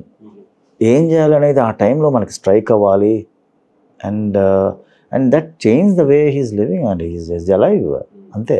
Right. అది అంటే చెప్పుకోగలుగుతాం అన్నమాట, okay we did the right thing. తర్వాత మేము వెళ్ళాము అన్నమాట సర్జరీకి, నెక్స్ట్ డే వెళ్ళిపోయాము. అది కొద్దిగా బ్లీడ్ అవుతుంది లంగ్ అని, కానీ నెక్స్ట్ డే సర్జరీ చేసి ఆ బ్లీడింగ్ పార్ట్ ఆఫ్ ద లంగ్ని తీసేసాం. సో డాక్టర్ గారు ఫైనల్గా అంటే ఊపిరితిత్తుల్ని ఆరోగ్యంగా ఉంచుకోవడానికి what are the top 5 things to do and మనం ఏ 5 అంశాలను చేయకూడదు? నో స్మోకింగ్ ఫస్ట్ అడ్వైజ్ అండి, especially for any age group. ఇదేమి యంగ్స్టర్స్కే కాదు. యంగ్స్టర్స్ ఏంటంటే అది ఒక ఫ్యాషన్ లాగా తీసేసుకుంటారు, అది ఒక అలవాటు అయిపోతుంది. స్ట్రెస్ అనేది ఎవరికైనా ఉంటుంది. ఇప్పుడు నాకు స్ట్రెస్ ఉంది స్మోకింగ్ చేస్తే తగ్గుతుంది అనేది ఏం లేదు కదా, అది ఉంటూనే ఉంటుంది. ఇది ఏదో ఎక్స్క్యూజ్ లాగా ఉంటుంది అన్నమాట. సో ఒకటి first and foremost, don't harm your body knowingly. Unknowingly చాలా హార్మ్ జరుగుతుంది. అది ఎలా ప్రివెంట్ చేసుకోవాలంటే కొద్దిగా మాస్కులు పెట్టుకోవడం, బయటకు వెళ్ళినప్పుడు కొద్దిగా ఈట్ హెల్దీ, సాచురేటెడ్ ఫ్యాట్స్, ఈ అన్ప్రాసెస్డ్ ఫుడ్స్ ఇవి అవాయిడ్ చేయండి మ్యాక్సిమం. ఆల్కహాల్ కొద్దిగా తగ్గించాలి, moderation. We don't advise excessive ఇది. ప్లస్ బయట పొల్యూషన్ కొద్దిగా అవాయిడ్ చేయగలిగితే then it's a good thing. And then vaccinations important. And healthy food intake nuts ఇలాంటివన్నీ కొన్ని important. Antioxidant rich foods, beetroots ఇలాంటివి కొన్ని ఫుడ్స్. అంటే food eating healthy, avoiding smoking, and regular exercise. అంటే 45 minutes walk also is a good exercise, not అంటే breathing exercise అని కాదు. So I think these are 2 or 3 pieces of advice నార్మల్గా general wellbeing. So thank you doctor గారు. So ఎన్నో విషయాల మీద చాలా లోతైన విశ్లేషణ అందించారు. సో ఈ అవగాహన ప్రజల్లో అంటే ఎంతో మంచి చేస్తుందని మేము భావిస్తున్నాం. సో వ్యూవర్స్, ఇది ఈ వారం డాక్టర్ స్టాక్ ఇంటర్వ్యూ. వచ్చే వారం మరో డాక్టర్తో కలుద్దాం. చూస్తూనే ఉండండి మెడ్ ప్లస్ 1 TV.